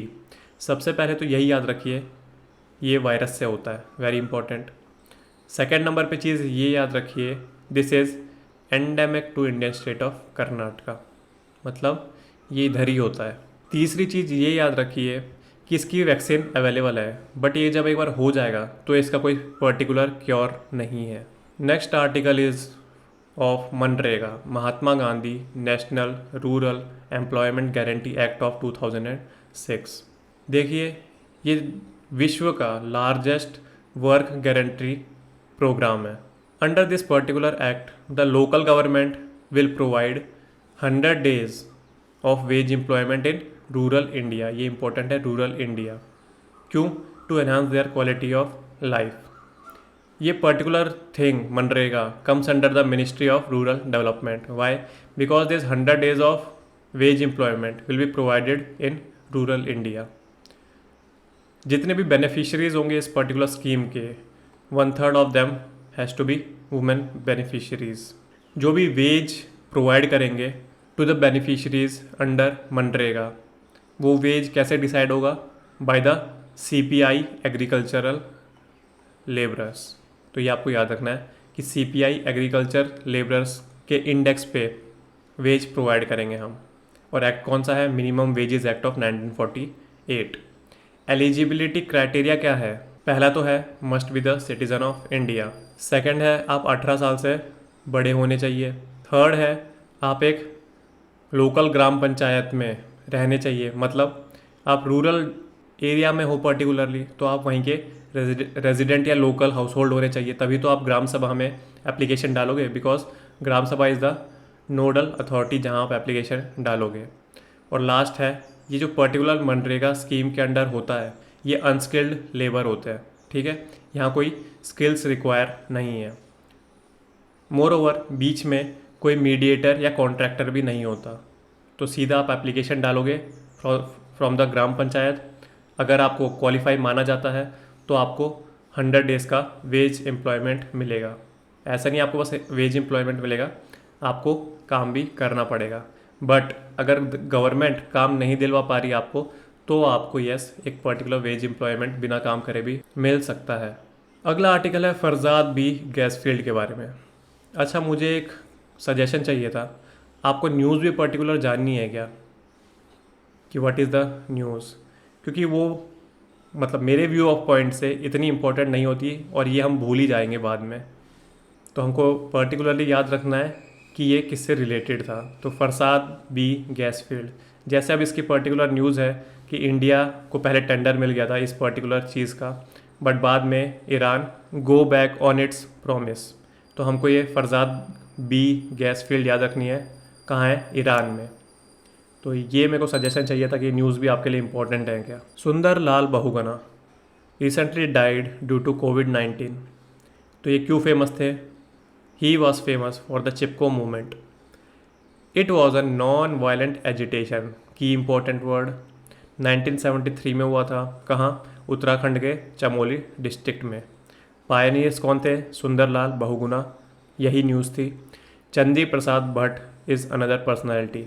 देखिए, पहले कोई भी पेड़ काटे जा सकते थे, but after this particular Chipko movement there was a ban on commercial felling of trees about 30 degrees of slope. इसका मतलब अब स्लोप्स में जो भी 30 डिग्री का एंगल होगा उसके ऊपर आप ट्रीज नहीं काट सकते।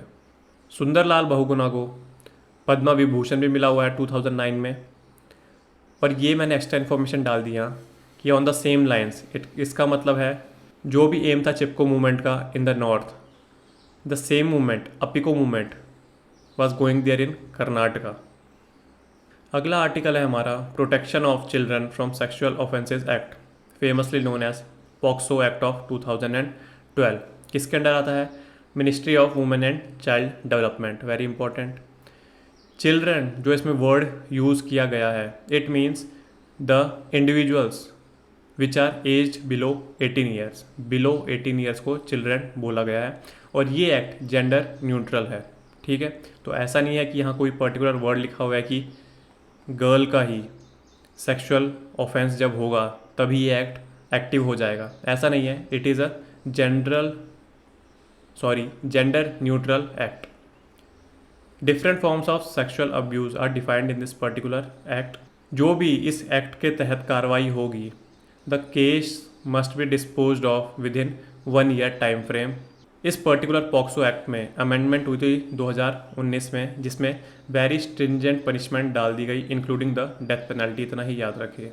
अगला आर्टिकल है CBD के बारे में, फेमस एनवायरनमेंट की जो बॉडी है, convention on biological diversity. Environment में भी इसे पूरा पढ़ना पड़ता है, पर यहाँ भी हम एक बार रिवाइज कर लेते हैं। देखिए, 1992 के अंदर अर्थ समिट हुई थी इन रियो डी जेनेरियो ब्राज़ील में। तो इसी के तहत ये पर्टिकुलर CBD साइन की गई थी। इसे इनफॉर्मली बायोडाइवर्सिटी कन्वेंशन भी बोलते हैं। एक बार ये आपने साइन कर दी ट्रीटी, तो this is legally binding treaty. किसके अंडर काम करती है? United Nation Environment Programme UNEP के under. Most of the members of the United Nations have ratified this. Exception कौन है? देखिए कौन सा एक्सेप्शन है, बहुत ही इंपॉर्टेंट एक्सेप्शन है, United States. India is also party to this particular convention. कब रेटिफाई कर दिया था? 1994 में। तो ये जो इंटरनेशनल ट्रीटीज़ होती है ना, ये आप चाहे रेटिफाई कर दो चाहे इन्हें साइन कर दो, it will not affect your sovereignty. क्यों? थ्योरेटिकल टर्म में बोल रहा हूँ, रियलिटी में तो होती है, बट अभी भी आपको एक और लीगल प्रोसीजर चाहिए to implement the provisions of these particular treaties on the soils of a particular country. तो इंडिया ने भी लेजिस्लेट किए laws to implement this particular convention on biological diversity. कौन से लॉज हैं? पहला है the biological diversity act of 2002, और इसी के तहत एक बॉडी भी क्रिएट करनी पड़ेगी, वही तो संभालेगी जितने भी केसेस आएंगे under this particular biological diversity act. तो इसी के अंडर एक बॉडी बना दी गई, नेशनल बायोडाइवर्सिटी अथॉरिटी, 2003 में बनाई गई थी। तो मतलब क्या समझे हम कि NBA is a statutory body. इसके एम्स क्या हैं पर्टिकुलर CBD के? पहला है conservation of biological diversity, second है sustainable use of its component, and third है fair and equitable sharing of benefits arising from genetic resources. देखिए, CBD के ही सप्लीमेंट्री कुछ एग्रीमेंट्स साइन करे गए थे। तो ये क्या क्या है? पहला है कार्टाहेना, लिखा हुआ कार्टाजीना है बट इसको प्रोनाउंस करते हैं कार्टाहेना प्रोटोकॉल। किसके रिलेटेड है? बायो सेफ्टी के। बायो सेफ्टी मतलब देखिए आजकल के ज़माने में लिविंग मॉडिफाइड ऑर्गेनिज्म आते हैं, जैसे काइमेरा भी हमने पढ़े थे। तो ये सब एक तरह से म्यूटेटेड ऑर्गेनिजम्स है ना, तो इनसे जो भी हार्मफुल इफ़ेक्ट हो सकता है किसी भी एक देश को, एनवायरनमेंट को, या किसी को भी ऑफ द नेचुरल इकोसिस्टम, तो उनके लिए ये पर्टिकुलर कार्टाहेना प्रोटोकॉल लाया गया which relates to bio safety. किन से? ऐसे ही ऑर्गेनिज्म से, LMOs से। Then comes Nagoya protocol. नाम से ही जाहिर होता है, शायद से जापान की सिटी ही होगी ये। तो ये किस लिए है? Access to genetic resources and the fair and equitable sharing of benefits arising from their utilisation. इसका मतलब क्या है कि आपके पास जो भी जेनेटिक रिसोर्सेज हैं, जैसे आप इन पे रिसर्च कर रहे हो, तो ये काइंड ऑफ जेनेटिक रिसोर्सेज हैं, तो इनका फेयर एंड इक्विटेबल शेयरिंग होना चाहिए। किसकी शेयरिंग? जो भी बेनिफिट्स ले रहे हैं इस पर्टिकुलर चीज़ से। जैसे मान लीजिए एक काइमेरा रिसर्च हमने पढ़ा था, तो इसमें क्या होता है कि काइंड ऑफ दो स्पीशीज़ का ये फ्यूजन होता है। तो ये जो पर्टिकुलर स्पीशीज़ आई, क्या पता इसके हम ऑर्गन ट्रांसप्लांट कर पाएँ एक ह्यूमन में। सो ये जो पर्टिकुलर हमने जेनेटिक स्टडी पूरी रिसर्च कंडक्ट करी है, इससे हम क्या कर पा रहे हैं? इससे हमको ये बेनिफिट मिल रहा है, ये जो पर्टिकुलर एनिमल पैदा होगा इसका हम ऑर्गन ट्रांसप्लांट कर पा रहे हैं इन द ह्यूमन बींग्स। तो यही बोला गया है, this is the benefit arising out of it. तो ये जो बेनिफिट हो रहा है ये ऐसा नहीं अगर बस यूएसए ने इस पर्टिकुलर ट्रायल को कंडक्ट किया है तो वो उसे पेटेंट कर ले और वो अपने लिए ही यूज़ कर रहा है, तो ऐसा नहीं होगा। It should be shared in fair and equitable manner. तो यही है नगोया प्रोटोकॉल। और जो थर्ड थिंग है which is quite important because इसका एक भी टारगेट अचीव नहीं हुआ इसके अपने ही टाइम पीरियड में, ये है strategic plan for biodiversity 2011 to 20, या तो infamously known as not infamously famously known as Aichi biodiversity targets. तो इनका टाइम पीरियड क्या था? 2011 से 20, मतलब पिछले साल तक। और ये जो पर्टिकुलर टारगेट्स हैं एक भी अचीव नहीं कर पाए हम। अगला आर्टिकल है माउंट जो भी बोल लो वोल्कानो के बारे में। कहाँ है? डेमोक्रेटिक रिपब्लिक ऑफ कॉन्गो में। बस एक चीज़ आपको ये याद रखनी है, it is not a landlocked country. क्यों? बिकॉज ये देखिए इट इज़ टचिंग सी। तो ये जो भी बोल लीजिए आप, ये वाला पर्टिकुलर वोल्केनो है ये डीआर कॉन्गो में है। दो टर्म न्यूज़ में थी, corporate governance and brain drain.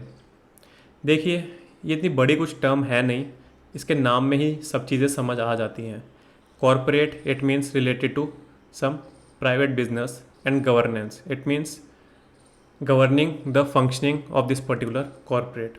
तो ये कैसी होनी चाहिए? हमने एथिक्स में भी पढ़ा है और हम ये इकोनॉमिक्स में भी पढ़ेंगे। It should be ethical in its working. तो पूरा एडमिनिस्ट्रेशन जो है एथिक्स बेस्ड काम करना चाहिए, तभी उसे गुड कॉरपोरेट गवर्नेंस बोला जाता है। मतलब यहाँ नेपोटिज्म, क्रोनी कैपिटलिज्म ऐसी चीज़ें नहीं होनी चाहिए।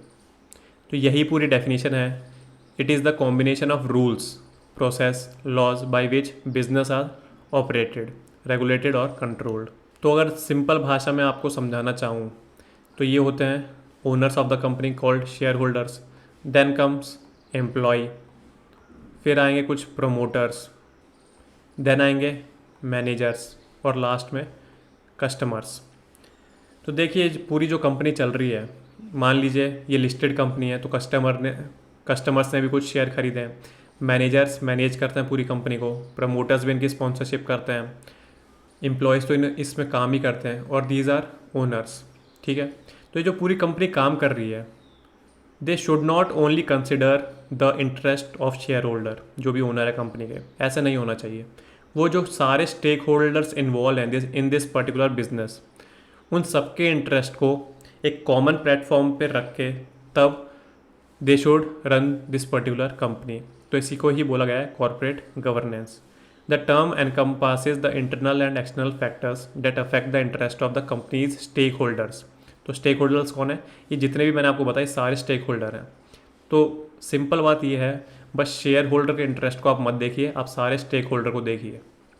ब्रेन ड्रेन मतलब देखिए हमारे इंडिया में अपॉर्चुनिटीज़ कम है to have quality education, so number of people go in abroad cities, not cities, abroad countries and garner their information. School education मान लीजिए, कॉलेज एजुकेशन मान लीजिए, कुछ भी मान लीजिए। तो उसके बाद वो क्या करते हैं, as they are not getting enough money in India after completion of their graduation, they will definitely want to come to India. But जैसे वो यहाँ आए उनको पता चला जॉब अपॉर्चुनिटीज़ कम है and that too the pay is very low. तो वो क्या करते हैं, वो चले जाते हैं वापस फॉरेन कंट्रीज़ और वहाँ दे स्टार्ट डूइंग जॉब, और उसके बाद वो वहीं के होके रह जाते हैं। So we are losing this particular pool of talents of Indians. तो इसे ही कहा गया है ब्रेन ड्रेन। तो स्लैंग टर्म है, इंडिकेट क्या करती है, सब्सटेंशियल एमिग्रेशन और माइग्रेशन ऑफ इंडिविजुअल्स। कैसे, बहुत टैलेंटेड इंडिविजुअल्स। देख लीजिए सुंदर पिचाई जो हैं गूगल के सीईओ, तो कितने इंटेलिजेंट आदमी हैं, बट हैं तो इंडियन ही वो, बट उधर जाके ये सब काम कर रहे हैं। तो this is kind of brain drain. तो इसको हमको सुधारना होता है। यही हिंदू में आर्टिकल आया था कि हमको अपने सोशल सेक्टर्स में एक्सपेंडिचर ज़्यादा करना पड़ेगा। क्यों, एजुकेशन सुधारनी पड़ेगी, हेल्थ सुधारनी पड़ेगी, कुछ हमें इंडस्ट्री में रिफॉर्म्स करने पड़ेंगे ताकि जॉब्स ज़्यादा जनरेट हो। सो दीज और terms are related to brain drain. अगला आर्टिकल है हमारा केन बेतवा लिंकिंग प्रोजेक्ट के बारे में। तो पूरा ही प्रोग्राम देख लेते हैं। नेशनल रिवर लिंकिंग प्रोजेक्ट, इसी के अंडर बहुत सारी रिवर्स जो हैं, peninsular, Himalayan as well as peninsular plus Himalayan, इन सबको लिंक करने की बात स्टार्ट हुई है। बात तो क्या, अब तो इम्प्लीमेंटेशन भी स्टार्ट हो जाएगी। तो मेन एम क्या है प्रोजेक्ट का, जो भी वाटर एक्सेस बेसिन्स है उनका पानी हम भेज देंगे वाटर डेफिशिएंट बेसिन में। क्यों, बिकॉज यहाँ ड्रॉट ऑकर होते हैं, ठीक है, भूखमरी आएगी। तो इससे अच्छा हमारे पास जहाँ एक्सेस है, जहाँ बाढ़ आती है, जहाँ फ्लड्स आते हैं, उस पर्टिकुलर रिवर का पानी हम बाई कैनाल सिस्टम भेज देंगे वाटर डेफिशिएंट रिवर्स में। This particular whole idea was first contemplated by sir Arthur Cotton, मतलब ब्रिटिश ईरा में। But this particular idea was revisited और revised in 1960 by the then ministers of state of energy and irrigation KL Rao. उन्होंने propose किया कि we have to link Ganga and Kaveri rivers. तो 1982 में क्या हुआ, नेशनल वाटर डेवलपमेंट एजेंसी आई। अब किसके अंडर काम करती है, ऑफकोर्सली जल शक्ति मिनिस्ट्री के अंदर। 2014 में कैबिनेट ने अप्रूव कर दिया Ken Betwa river linking project को। सो ये पर्टिकुलर जो नेशनल रिवर लिंकिंग प्रोजेक्ट है, इसके दो कंपोनेंट्स हैं, हिमालयन एंड पेनिनसुलर कंपोनेंट्स। ये पर्टिकुलर मैप है Ken Betwa link irrigation project का। देखिए ये पर्टिकुलर है केन रिवर। अच्छा, हम मध्य प्रदेश देख रहे हैं, ठीक है ना, मध्य प्रदेश देख रहे हैं, ये ऊपर उत्तर प्रदेश आ गया, और ये बेतवा हो गया। ये पर्टिकुलर दोनों हैं ट्रिब्यूटरीज ऑफ यमुना रिवर। तो देखिए यहाँ एक डैम बनाया जाएगा, यहाँ एक डैम बनाया जाएगा, और बीच में हम, मैंने बताया बाई कैनाल सिस्टम, ये जो रेड लाइन आपको दिख रही है ये पूरा कैनाल है। तो हम इन दो पर्टिकुलर रिवर्स को ज्वाइन कर देंगे। ऑफकोर्सली इनमें से एक होगी वाटर सरप्लस, एक होगी वाटर डेफिशिएंट रिवर। अगला आर्टिकल है हमारा बेलारूस कंट्री के बारे में। ये एक यूरोपियन कंट्री है। न्यूज़ कुछ ऐसी थी कि बेलारूस ने एक प्लेन हाईजैक करवा लिया था। क्यों करवाया था, किस लिए करवाया था, वो जानने की ज़्यादा ज़रूरत नहीं है। बस ऐसा था, उनको एक मीडिया पर्सन को पकड़ना था जो उस देश के हेड की, मतलब बेलारूस के हेड की बहुत कटाई करता था। तो थोड़ा सा देख लीजिए, Belarus is a landlocked country in Europe continent. ऊपर के देश देख लीजिए, एस्टोनिया, लातविया, लिथुएनिया, यहाँ पोलैंड पड़ जाता है, और इसके नीचे यूक्रेन। यूक्रेन के नीचे हमें पता है कौन सी सी है, ब्लैक सी। उसके नीचे आ जाता है टर्की, और उसके नीचे आ जाती है मेडिटेरेनियन सी। ये जो आप छोटा सा पोर्शन देख रहे हैं ये भी रशिया का पोर्शन है, ठीक है। तो ये भी याद रखना कि रशिया भी कहाँ खुलता है, जहाँ गल्फ़ ऑफ बोथनिया है ना, एंड गल्फ़ ऑफ फिनलैंड, ये रहा gulf of Bothnia, gulf of Finland, तो उधर ही रशिया भी खुलता है। तो ये थोड़ा ध्यान रखना। अगला आर्टिकल है United Nations human rights council के बारे में, जिसको UNHRC भी बोलते हैं इन शॉर्ट। ये हमेशा बॉडी न्यूज़ में रहती है, because every now and then there are violation of human rights in any country. तो थोड़ा सा देख लेते हैं। इंटर गवर्नमेंटल ऑर्गेनाइजेशन है, किसके तहत बनी है, UN के अंडर है, नाम से ही जाहिर है। 2006 में UNGA, जहाँ सारे रिकॉग्नाइज्ड कंट्री को रिप्रेजेंटेशन मिलती है, यूनाइटेड नेशन जनरल असेंबली। जो P5 है, परमानेंट 5, वो किससे ताल्लुक़ रखते हैं, यूनाइटेड नेशन सिक्योरिटी काउंसिल से। तो UNGA ने इसको 2006 में बनवाया था। हेडक्वार्टर्ड है जेनेवा, स्विट्ज़रलैंड में। इस पर्टिकुलर बॉडी में UNGA से मेंबर्स चुन के जाते हैं। तो कितने जाते हैं, 47 मेंबर्स जाते हैं UNGA में से चुन के इस पर्टिकुलर बॉडी में। UNHRC के जो भी मेंबर्स होंगे, they will serve their period of 3 years, and immediately after the election, in the next elections they are not eligible for the re-election. 2019 में इंडिया भी इस पर्टिकुलर बॉडी का मेंबर बन चुका है। देखिए, ऐसा भी नहीं है कि कोई भी मेंबर इसका बन सकता है। हाँ, यूएनजीए में वोटिंग होगी और उसी के तहत इस पर्टिकुलर बॉडी में रिप्रेजेंटेटिव्स जाएंगे, बट उसके पीछे एक बैकग्राउंड चेक भी होता है कि is this particular country is facing issues of human rights violation. तो ऐसी कंट्रीज़ को भी नहीं बनाया जाएगा जहाँ बहुत ही घनघोर अपराध हो रहा है, मतलब बहुत ही घनघोर वायलेशन ऑफ ह्यूमन राइट्स हो रहे हैं। गुजरात बन्नी ग्रासलैंड्स वर इन न्यूज़। आप इन्हें ट्रॉपिकल ग्रासलैंड बोल सकते हैं। क्यों थे न्यूज़ में? ज़्यादा इम्पोर्टेंट तो नहीं है। देखिए, यहाँ एक पर्टिकुलर ट्राइब रहती है, Maldharis. So this particular tribe has the right to remain in this particular Banni grassland because they have this grassland in its conservation. But इसके अलावा भी there are various settlements that are residing in this particular Banni grasslands and affecting its ecology. तो अब NGT ने order दिया है to remove all this illegal residences from the Banni grassland. तो इसीलिए ये गुजरात का बन्नी ग्रासलैंड न्यूज़ में था। कैसा इकोसिस्टम है? दो इकोसिस्टम मर्ज हो रहे हैं। कौन से? Wetlands and grasslands. Juxta post का मतलब होता है just putting it side by side. तो यहाँ है कुछ बन्नी ग्रासलैंड, आगे हम मैप में भी देखेंगे। एनजीटी भी न्यूज़ में थी। मैंने जैसे बताया कि NGT has made the decree to remove these particular illegal residences from the Banni grassland. तो एनजीटी के बारे में भी थोड़ा सा देख लीजिए। स्टैट्यूटरी बॉडी है under national green tribunal act of 2010। India ऐसी तीसरी ही कंट्री बना है जिसके पास एनवायरनमेंट के लिए डील करने के लिए एक अलग से बॉडी है। पहले दो कौन थे? Australia and New Zealand. And developing countries में India is the first one to establish such an environmental organization. जो भी केसेस आएंगे they have to be dealt with in 6 months only. जो भी मेंबर्स ऑफ ट्रिब्यूनल होंगे they will serve their term of 5 years and they are not eligible for reappointment. कौन कौन member हो सकते हैं? देखिए, ट्रिब्यूनल में एक तो चेयरपर्सन होगा और कुछ जुडिशियल मेंबर्स होंगे और कुछ एक्सपर्ट मेंबर्स होंगे। ये मिनिमम 10 एंड मैक्सिमम 20 हो सकते हैं। यहाँ आप देख सकते हैं बन्नी ग्रासलैंड। तो हमको पता है this is upper part of Gujarat, जो उसका हैंड है ये उसका अपर पोर्शन है। यहाँ हमारे पास आ जाएगा गल्फ ऑफ कच्छ, फिर ये ऐसे जाके ऐसे होगा। यहाँ आएगा हमारे पास गल्फ ऑफ खंबात, या जिसको गल्फ ऑफ कैम्बे भी बोलते हैं। सो इधर पड़ते हैं कुछ हमारे Banni grassland, Great Rann of Kutch के नीचे। और यहाँ लिटिल रन ऑफ कच्छ है। आपको पता है ना, 2 रन ऑफ कच्छ है। ये ग्रेट रन ऑफ कच्छ है और यहाँ लिटिल रन ऑफ कच्छ है। तो आई थिंक जब हम ज्योग्राफी पढ़ेंगे तो लूनी भी ग्रेट रन ऑफ कच्छ में ही जाती है।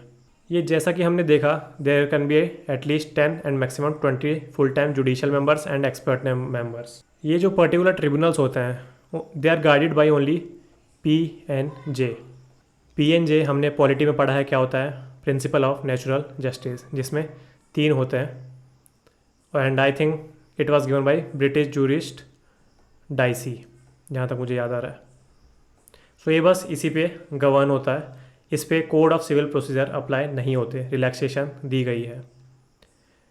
जो भी ऑर्डर आएगा इस ट्रिब्यूनल का, the decree will act as of a civil court. इसका मतलब क्या है? प्यूनिटिव पावर्स हैं। जो भी एनजीटी ने डिसीजन दे दिया उसकी appeal only lies with Supreme court.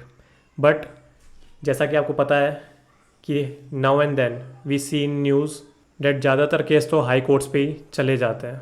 तो पता नहीं ये थ्योरेटिकल बात कितनी सच है या नहीं, बट थ्योरी में तो यही है। ये लास्ट वाला पॉइंट बहुत इंपॉर्टेंट है। 2 most important acts, WPA of 1972 as well as forest rights act. पूरा नाम क्या है इसका official name? Scheduled tribes and other traditional forest dwellers recognition of forest rights act 2006। ये दोनों रखे नहीं गए हैं इसकी परव्यू में। These 2 particular important laws are kept out of the purview of the NGT. तो ये हमको याद रखना है। पर्टिकुलर जगह पे सन हेलो देखा गया था, तो यही न्यूज़ थी। तो किससे बनता है यही याद रखना है बस, cirrostratus clouds. These are all the cloud types, high, middle and low. High में क्या आता है? सीरियस वर्ड इंपॉर्टेंट है, तो हर जगह आपको प्रीफिक्स सीरियस ही मिलेगा, cirro, cirrus. Then middle, middle comes alto. तो मिडल इक्वल टू ऑल्टो, यहाँ भी ऑल्टो दिख रहा है आपको, यहाँ भी ऑल्टो। और लो में बोलते हैं स्ट्रेटो या स्ट्रेटस, तो stratus, strato. Then clouds can be bifurcated into the shape. अभी हमने आल्टीट्यूड के हिसाब से पढ़ा, अब शेप के हिसाब से भी पढ़ सकते हैं। सो क्यूमुलस मतलब जो भी कॉटन रबरी टाइप होता है और ये गोल होता है। सीरस कैसे होता है? सीरस होता है एकदम फेदर लाइक, ऐसे आपको दिखेंगे, ठीक है। और सीरोस्ट्रेटस, इन दोनों का एक पर्टिकुलर फॉर्म है। सीरस मतलब फेदरी एंड स्ट्रेटस मतलब फ्लैट क्लाउड्स। तो इसी से बनता है सन हेलो। सबसे बड़ा क्लाउड कौन सा है?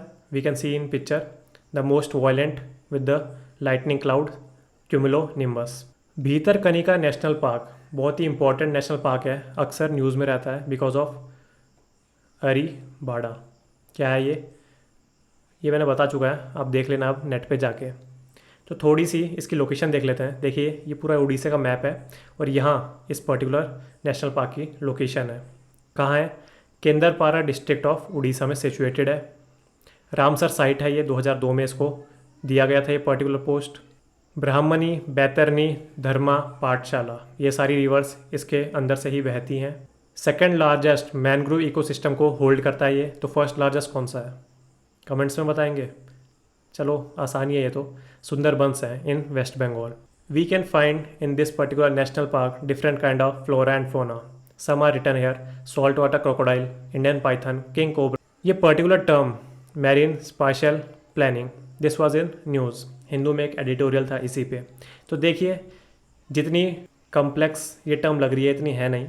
जैसे हम टेरिटरी पे प्लानिंग करते हैं, मान लीजिए हाउस बिल्डिंग कर रहे हैं या कोई हमें कंस्ट्रक्शन करनी है, रोड की कंस्ट्रक्शन करनी है, तो उससे पहले हम एक प्लानिंग करते हैं कि यहाँ ये बिल्डिंग है, अच्छा यहाँ ये चीज़ है।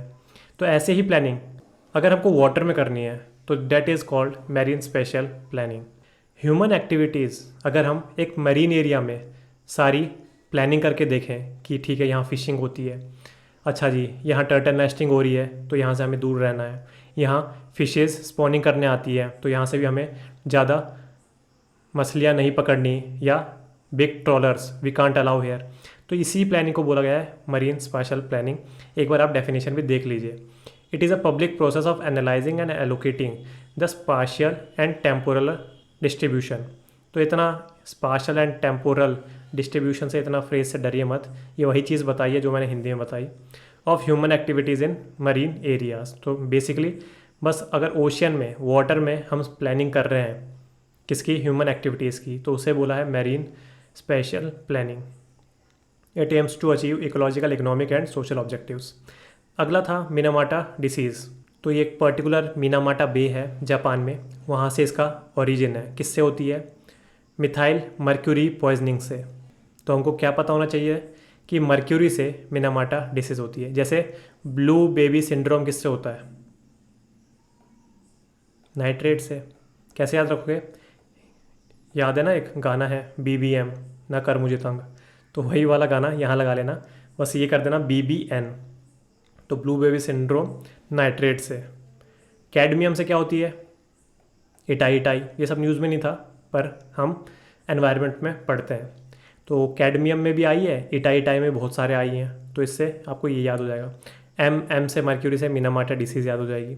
और इतनी ज़्यादा रेलेवेंट इन्फॉर्मेशन तो नहीं है, सीधा यही पूछेगी UPSC कि मर्क्यूरी से मिनामाटा डिसीज़ होती है या नहीं, फिर भी हम थोड़ी सी देख लेते हैं। ये पर्टिकुलर एक ट्रीटी आई थी इसी के ऊपर, मिनामाटा कन्वेंशन, वो इंडिया ने भी रेटिफाई करी हुई है। तो उसमें क्या कंट्रोल होता है? Only anthropogenic release of the mercury, understood, not natural releases but anthropogenic, it means man made release. वो इसमें कर्ब करने की बात करी गई है। So the infamous IT rules are here. जो ओरिजिनल रूल्स हैं इनका नाम है information technology intermediary guidelines and digital media ethics code rules of 2021। तो बहुत ही विवाद में है, सुप्रीम कोर्ट में भी शायद से पेटिशन अभी तक चली गई होगी। किसके लिए थे ये particular new rules? Social media and over the top OTT platforms के लिए। तो ये दो के लिए थे, social media like Instagram, Facebook, and over the top platforms like Netflix, Amazon, old वाले जी, इन सब के लिए। इन पर्टिकुलर रूल से पहले इन 2000 The government brought video streaming over the top platforms under the ambit of the Ministry of Information and Broadcasting. क्योंकि पहले ये particular जो OTT प्लेटफॉर्म्स थे, they are neither guided by any statutory law और nor guided by any ordinance. तो ये अपनी मर्जी से खुद ही को सेल्फ रेगुलेट करते थे पहले. बट ऐसा तो हो नहीं सकता कि आप कोई भी पर्टिकुलर कंट्री की टेरिटरी में फ्रीली ऑपरेट कर रहे हो. तो इसीलिए in the year 2020, I think मैंने पहले 2000 बोल दिया था, in the year 2020, in the previous year, this particular OTT platform has put under the guidelines of the Ministry of information and broadcasting. एक पर्टिकुलर OTT पे कितने नंबर ऑफ़ यूज़र्स आते हैं, मतलब कितने नंबर ऑफ़ यूज़र्स ने उसको subscribe कर रखा है. Based on that the social media platforms intermediaries, actually ये अमेज़ॉन, नेटफ्लिक्स, ये सब इंटरमीडियरीज हैं. मतलब एक प्रोड्यूसर और डायरेक्टर फिल्म बनाएंगे and then they will sell it on Amazon as well as Netflix. ये इंटरमीडियरीज हैं. तो ये कोई भी खरीदेंगे इनको, तब ये बस एक प्लेटफॉर्म प्रोवाइड करेंगे to launch this particular movies. That's why these OTT platforms are called intermediaries. तो based on the number of users, these particular intermediaries are divided into social media intermediaries and significant social media intermediaries. अगर ये particular social media intermediaries कुछ गलत step लेते हैं जो honesty के खिलाफ है या कुछ वायलेशन ऑफ कॉन्स्टिट्यूशनल प्रोविजंस है, then safe harbour provisions will not apply to them. Now what are this safe harbour provisions? देखिए, अगर आपके पास कोई प्लेटफॉर्म है, मान लीजिए इस केस में OTT, आप क्या कर रहे हो, आप दूसरों से ख़रीद रहे हो मूवीज़ और अपने प्लेटफॉर्म पे दिखा रहे हो और ऐसे आप पैसे कमा रहे हो कस्टमर से. तो इस मूवी के बनने में आपका कोई रोल नहीं है, ना आपके कास्टिंग में है, ना डायरेक्शन में है, ना प्रोड्यूसिंग में है. बस आप ख़रीद के अपने प्लेटफॉर्म पे से शोकेस कर रहे हो. तो अगर इस मूवी में कुछ ऐसी घटना है, कुछ ऐसी एक्टिंग है जो किसी पर्टिकुलर सोसाइटी या पर्टिकुलर कम्युनिटी को अपसेट कर देगी ऑन इंडियन सॉइल्स, तो ये कार्रवाई किस पे होनी चाहिए? डायरेक्टर, एक्टर्स, प्रोड्यूसर्स या पर्टिकुलर दिस प्लेटफॉर्म की? दिखाई तो लास्ट में इसी ने है.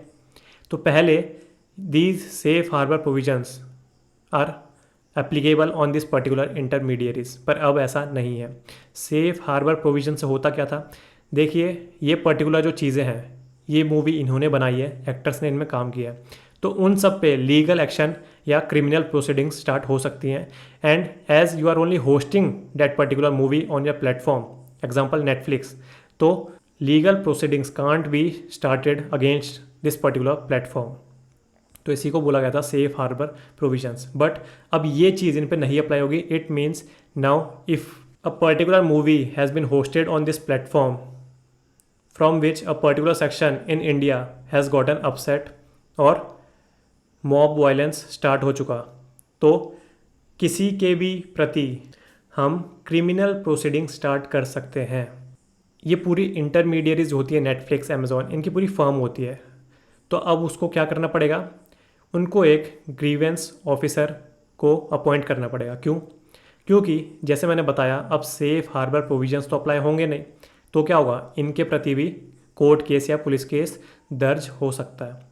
बट क्या हो अगर किसी कम्युनिटी या पर्टिकुलर किसी कास्ट ने पहले ही कंप्लेन करके बोल दिया कि हमको आपत्ति है इस पर्टिकुलर सीन से, इस पर्टिकुलर मूवी में, and you should delete the entire movie और दैट पर्टिकुलर पार्ट. अगर वो एक टाइम फ्रेम के भीतर ही उन्होंने डिलीट कर दिया, सो कोई भी क्रिमिनल प्रोसीडिंग्स उन पे नहीं होगी. तो उसी पर्टिकुलर चीज़ के लिए, to address this particular complaints, a grievance officer will be appointed by intermediaries only. ये जो पर्टिकुलर कंप्लेन किसके द्वारा फाइल की जा सकती है? किसी के भी द्वारा, एनी इंडिविजुअल और any person on off his behalf. ये देख लीजिए, इन शॉर्ट मैंने डाल रखा है सोशल मीडिया. इसमें थोड़े से और प्रोविजंस भी लिखे हुए हैं. Identify first originator of content that authorities consider anti national. इसका मतलब अगर गवर्नमेंट ने देख लिया एक पर्टिकुलर पोस्ट या तो फेक न्यूज़ है which is harming the national interest of India, तो वो सोशल मीडिया इंटरमीडियरीज को पूछ सकती है कि बताओ हमें who is the first originator of this particular meme और कंटेंट. और ये पर्टिकुलर चीज़ इंटरमीडियरीज को बतानी पड़ेगी. सेकंड है हमने जो पढ़ लिया, appoint grievance officer and resolve complaints in 15 days. जो भी कंप्लेंट्स हो रही हैं और उनका रिड्रेसर हो रहा है वो पूरी एक डायरी में आपको लिखनी पड़ेगी।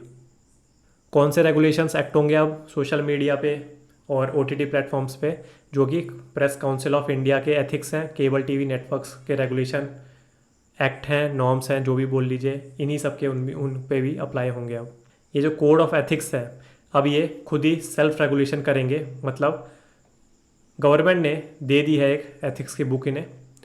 Now to follow this particular ethics book it is the responsibility or onus of these particular OTT platforms only, and if they are not following this particular ethics or ethical code of conduct, then government has the punitive powers to take action among against them। ये तो मैंने आपको बता दिया था कि पहले ही I&B ministry के अंडर इन सबको डाल दिया गया था। OTT प्लेटफॉर्म्स के लिए ये थोड़े से और रूल्स हैं, they have to self classify. इसका मतलब ज़्यादातर उन्होंने responsibility particular social media intermediaries पे ही दे दी है कि आप ही सब चीज़ अपना रेगुलेट करोगे, but according to this code of ethics. Mekedatu project of Karnataka was in news, क्यों? बिकॉज शायद से सुप्रीम कोर्ट में ये बात जा चुकी है, ऐसी ही कुछ न्यूज़ थी, तो इतना इंपॉर्टेंट नहीं है, but this particular project is important. Mekedatu project कहाँ है? On river Kaveri. और किस पे? Confluence of Kaveri and its tributary Arkavathi. ठीक है, तो सबसे पहले ट्रिब्यूटरीज देख लेते हैं। अर्कावती, हेमावती, लक्ष्मण तीर्थ, शिमशा, काबिनी, हरांगी। प्रोजेक्ट कहाँ है? प्रोजेक्ट है हमारा कर्नाटका में। मेघदत्तु असली में एक डीप गॉर्ज है जो यहाँ सिचुएटेड है कावेरी और अर्कावती के ज्वाइनिंग पॉइंट पे, तो उसी से इस पर्टिकुलर प्रोजेक्ट का नाम भी रख दिया गया। कावेरी रिवर की थोड़ी जानकारी ले लीजिए। देखिए, इसे गंगा ऑफ साउथ भी कहा जाता है। 4th लार्जेस्ट रिवर है इन सदर्न इंडिया। कहाँ से ओरिजिनेट होती है? Brahmagiri hills in the western Ghats. Particular Karnataka में ये जहाँ से ओरिजिनेट होती है उस पूरे पार्ट को बोला जाता है मलनाड। ठीक है, ये एडिशनल इन्फॉर्मेशन हम ज्योग्राफी में पढ़ेंगे। And this particular region Malnad is nothing but the mountainous region और माउंटेन्स ऑफ वेस्टर्न घाट। यहाँ से निकलने के बाद ये रिवर जाती है इन द रीजन ऑफ मैदान। मैदान मतलब समतल जगह, तो कर्नाटका में ही ये दोनों प्लेस का नामकरण किया गया है। अगला आर्टिकल है ब्लैक बक के बारे में, बहुत ही फेमस है, एक इंसान ने बहुत फेमस कर रखा है इसको। तो ब्लैक बक और Indian antelope is the species of antelope only native to India and Nepal. क्यों? क्योंकि बांग्लादेश और पाकिस्तान में एक्सटिंक्ट हो चुके हैं। सो अगर प्रीलिम में ये पूछा जाता है ब्लैक बक और Indian antelope is endemic to India, it is incorrect statement. Black buck or Indian antelope is endemic to Indian subcontinent, then it is correct. Subcontinent में it includes Nepal, Bangladesh, Pakistan as well as India. News क्या थी? News थी Odisha's blackbuck population has doubled in the last 6 years। Around कुछ 7000 के करीब है ये। कहाँ कहाँ पाए जाते हैं? देखिए, राजस्थानी फेमस है पर ऐसा कुछ नहीं है। बिश्नोई कमेटी बहुत फेमस है who protects this particular antelope, but ये राजस्थान, गुजरात, मध्य प्रदेश, तमिलनाडु, उड़ीसा बहुत जगह पाए जाते हैं। चीता के बाद इनको फास्टेस्ट एनिमल का दर्जा दिया गया है और ये बहुत हैरानी की बात थी, मुझे भी अभी पता चली है। प्रोटेक्शन स्टेटस ये वाला देखिए, क्योंकि बहुत ही आश्चर्यचकित है, क्योंकि जैसे इसका केस चल रहा है वैसा लगता नहीं है कि ये IUCN स्टेटस लीस्ट कंसर्न होगा। बट यहाँ देखिए कॉन्ट्राडिक्शन। WPA एक्ट ऑफ 1972 में शेड्यूल 1 में है और साइट्स के अपेंडिक्स 3 में है। थ्रेट्स क्या हैं इसके? Habitat fragmentation, deforestation, natural calamities and illegal hunting. ये तो बहुत फेमस है। फ्रांस के प्रेसिडेंट इमैनुअल मैक्रोन ने recently given a public apology to the Rwandan people. क्यों? बिकॉज एक पर्टिकुलर रवांडन जीनोसाइड हुआ था इन द हिस्ट्री। तो हमको रवांडा की लोकेशन देख लेते हैं और थोड़ा सा क्या है वो जान लेते हैं। So Rwanda is a landlocked country. कहाँ ये? देखिए, ये रहा रवांडा, इसके नीचे है बुरुंडी। लेक विक्टोरिया ये रहा, जो हमें गेंडे की आँख लगती है। गेंडा कहाँ से आ गया? जो पूरा अफ्रीका का मैप है वही पूरा एक गेंडा है विद अ सींग, तो इसकी आँख ही विक्टोरिया बनाता है। देखिए, रवांडा विक्टोरिया से टच नहीं हो रहा है पर 3 कंट्रीज़ हो रही हैं। इनको याद कैसे करोगे? KUT, Kenya, Uganda, Tanzania. ठीक है, रवांडा की कैपिटल क्या है? किगाली। देखिए यहाँ दो कम्युनिटीज़ थी, Hutus and Tutsi. Hutus were in majority, Tutsi were in minority. तो as usual majority will attack minority, but यहाँ उल्टा हो गया था। जब मेजॉरिटी ने अटैक किया माइनॉरिटी पे तो बहुत सारे लोग मारे। Then Tutsi rebellion rises and they attack this particular Hutu community. तो इन पर्टिकुलर दोनों के बीच में फ्रांस कहाँ से आ गया? Yes, this was a civil war, but France के रिलेशन बहुत अच्छे थे इस हुतू कम्युनिटी के साथ और यही गवर्नमेंट चलाती थी। पर जैसे ही फ्रांस ने बाद में देखा कि हुतूज पावर इज़ डिक्लाइनिंग, तब फ्रांस ने अपनी गवर्नमेंट भेज के, अपनी मिलिट्री भेज के यहाँ पीस डील साइन करवाई। तो इसे ही बोला गया अरुषा एग्रीमेंट। तो ये भी इम्पोर्टेंट है, ये भी याद रखिए। यही लिखा है यहाँ, Rwandan genocide also known as genocide against the Tutsi, क्योंकि पहले स्टार्ट हुआ था majority to minority, was a genocidal mass slaughter of Tutsi in Rwanda by the members of the Hutu majority government. पर मैंने आपको थोड़ी सी पूरी स्टोरी बता दी है। अगला है वन स्टॉप सेंटर स्कीम। बहुत ही इम्पॉर्टेंट है क्योंकि देख के लगता नहीं है ये क्या स्कीम होगी। देखिए ये सेंट्रली स्पॉन्सर्ड स्कीम है। किस मिनिस्ट्री के under? Ministry of women and child development. क्या करता है? For addressing the problem of violence against women. अब कैसे भी तरह का वायलेंस हो सकता है, डोमेस्टिक वायलेंस मान लीजिए या दूसरे type of violence against women. तो ये सब स्कीम है, एक अम्ब्रेला स्कीम थी, national mission for empowerment of women. इसी के अंडर एक और स्कीम आती थी, इंदिरा गांधी नेतृत्व सहयोग योजना। तो ये है जो particular, this is umbrella scheme, और इसी के अंडर ये भी आता है और ये भी particular one stop centre scheme भी आती है। स्कीम को फंड कैसे किया जाता है? निर्भया फंड से। सेंट्रल सेक्टर स्कीम है, मैंने आपको बता दिया है। Usha Mehra commission has recommended to establish one stop centre. अगला है आउटर स्पेस ट्रीटी के बारे में। कब की है ये पर्टिकुलर ट्रीटी? 1967 की। India is party to the outer space treaty. अब ये जैसा हम सोचते हैं वैसी ट्रीटी नहीं है। इसमें बस ये बोला गया है कि न्यूक्लियर आर्म्स को आप कहीं भी मून पे मत रखिए या आउटर स्पेस में मत रखिए, और कैसे भी तरह के मिलिट्री वेपन्स आप रख लीजिए, बट बस ये particular weapons, nuclear arms as well as weapons of mass destruction, आप वेपनाइज मत करिए स्पेस में। तो यही लिखा है, the treaty prohibits countries from placing into orbit around the earth any objects carrying nuclear weapons और any other kinds of weapons of mass destruction. और भी मैंने आपको बताया कि आप मून पे या अदर सेलेस्टियल बॉडीज़ पे भी ये चीज़ मत रखिए। और ये जो पर्टिकुलर चीज़ें हैं celestial bodies that are prevailing in our solar system, इन पे सबका बराबर से हक है। तो यही चीज़ बोलती है आउटर स्पेस ट्रीटी। अगला आर्टिकल है वी.डी. सावरकर के बारे में, जिन्हें वीर सावरकर भी बोला जाता है। He founded a secret society with his brother called Abhinav Bharat society. फिर इन्होंने बहुत ही सारी ऑर्गेनाइजेशंस के साथ काम भी किया। कैसे? जैसे इंडिया हाउस जो श्यामजी किशन वर्मा के द्वारा स्टार्ट की गई थी, फ्री इंडिया सोसाइटी जो मैडम भीकाजी कामा के द्वारा फाउंड आउट की गई थी। देन हिंदू सभा महासभा का जो फॉर्मेशन हुआ उसमें अहम रोल प्ले किया वीर सावरकर जी ने।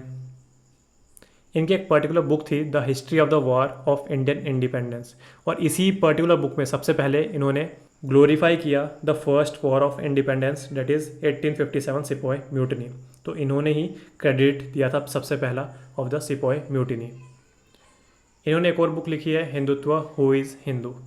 अगला आर्टिकल है national company law appellate tribunal. बहुत ही छोटा आर्टिकल है, अच्छा आर्टिकल है, याद रखना। कंपनीज एक्ट के अंदर बना हुआ है, इसका मतलब स्टैट्यूटरी बॉडी है एक तरह से। किस किस के केसेस या अपील्स सुन सकता है ये? The cases of national company law tribunal, INBC, insolvency and bankruptcy code 2016 वाला, and competition commission of India जो 2002 में बनी थी, इन सब के अपील सुन सकता है। मतलब ये सब जो भी डिक्री देंगे, ऑर्डर्स देंगे, you can file an appeal in the national company law appellate tribunal. अगला आर्टिकल है हमारा लक्षद्वीप के बारे में। देखिए ये पर्टिकुलर इन्फॉर्मेशन ही याद रखिए, काफ़ी है। एक बार मैप भी देख लेते हैं। यहाँ है लक्षद्वीप, कैपिटल इज कावाराती। इसका जो सदर्न मोस्ट आइलैंड है उसको बोलते हैं मिनिकॉय, और उसी के बाद नीचे स्टार्ट हो जाता है मालदीव्स जिसकी राजधानी है माले। तो देख लीजिए 10 डिग्री चैनल सबको याद रहता है, अंडमान और निकोबार को अलग करता है। 9 डिग्री चैनल्स मिनिकॉय और लक्षद्वीप के आइलैंड्स को अलग करता है। मतलब यहाँ कुछ आपको मिलेगा 9 degree channels, and 8 degree channel Minicoy और मालदीव्स को अलग करता है। समझ आ गया। 8 डिग्री किसको करता है?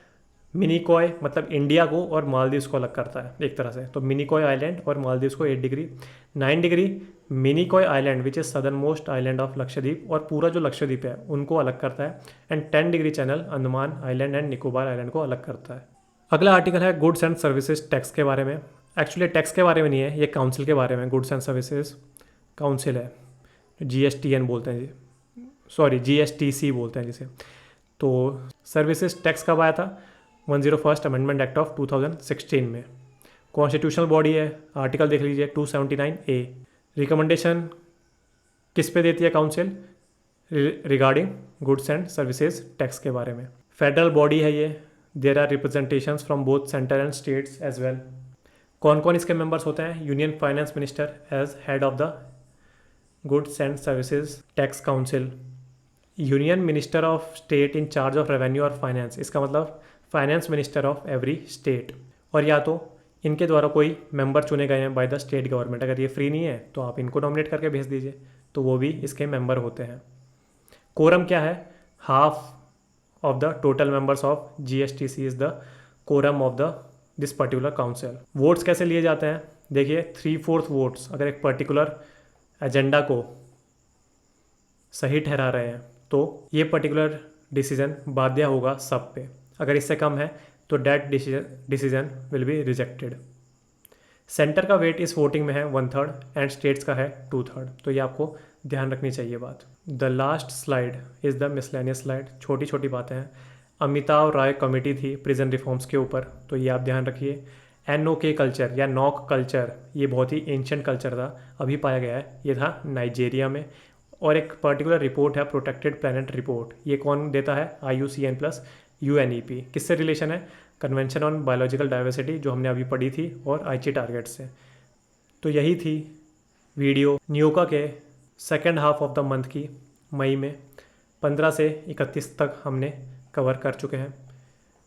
ये वीडियोस बनाने में बहुत टाइम लगता है, तो इसीलिए please like the video, share it with your friends and subscribe with clicking on घंटा, ताकि आपको नोटिफिकेशन आते रहे। तब तक आप ये फॉर्मूला याद रखिए, read, revise as well as recall.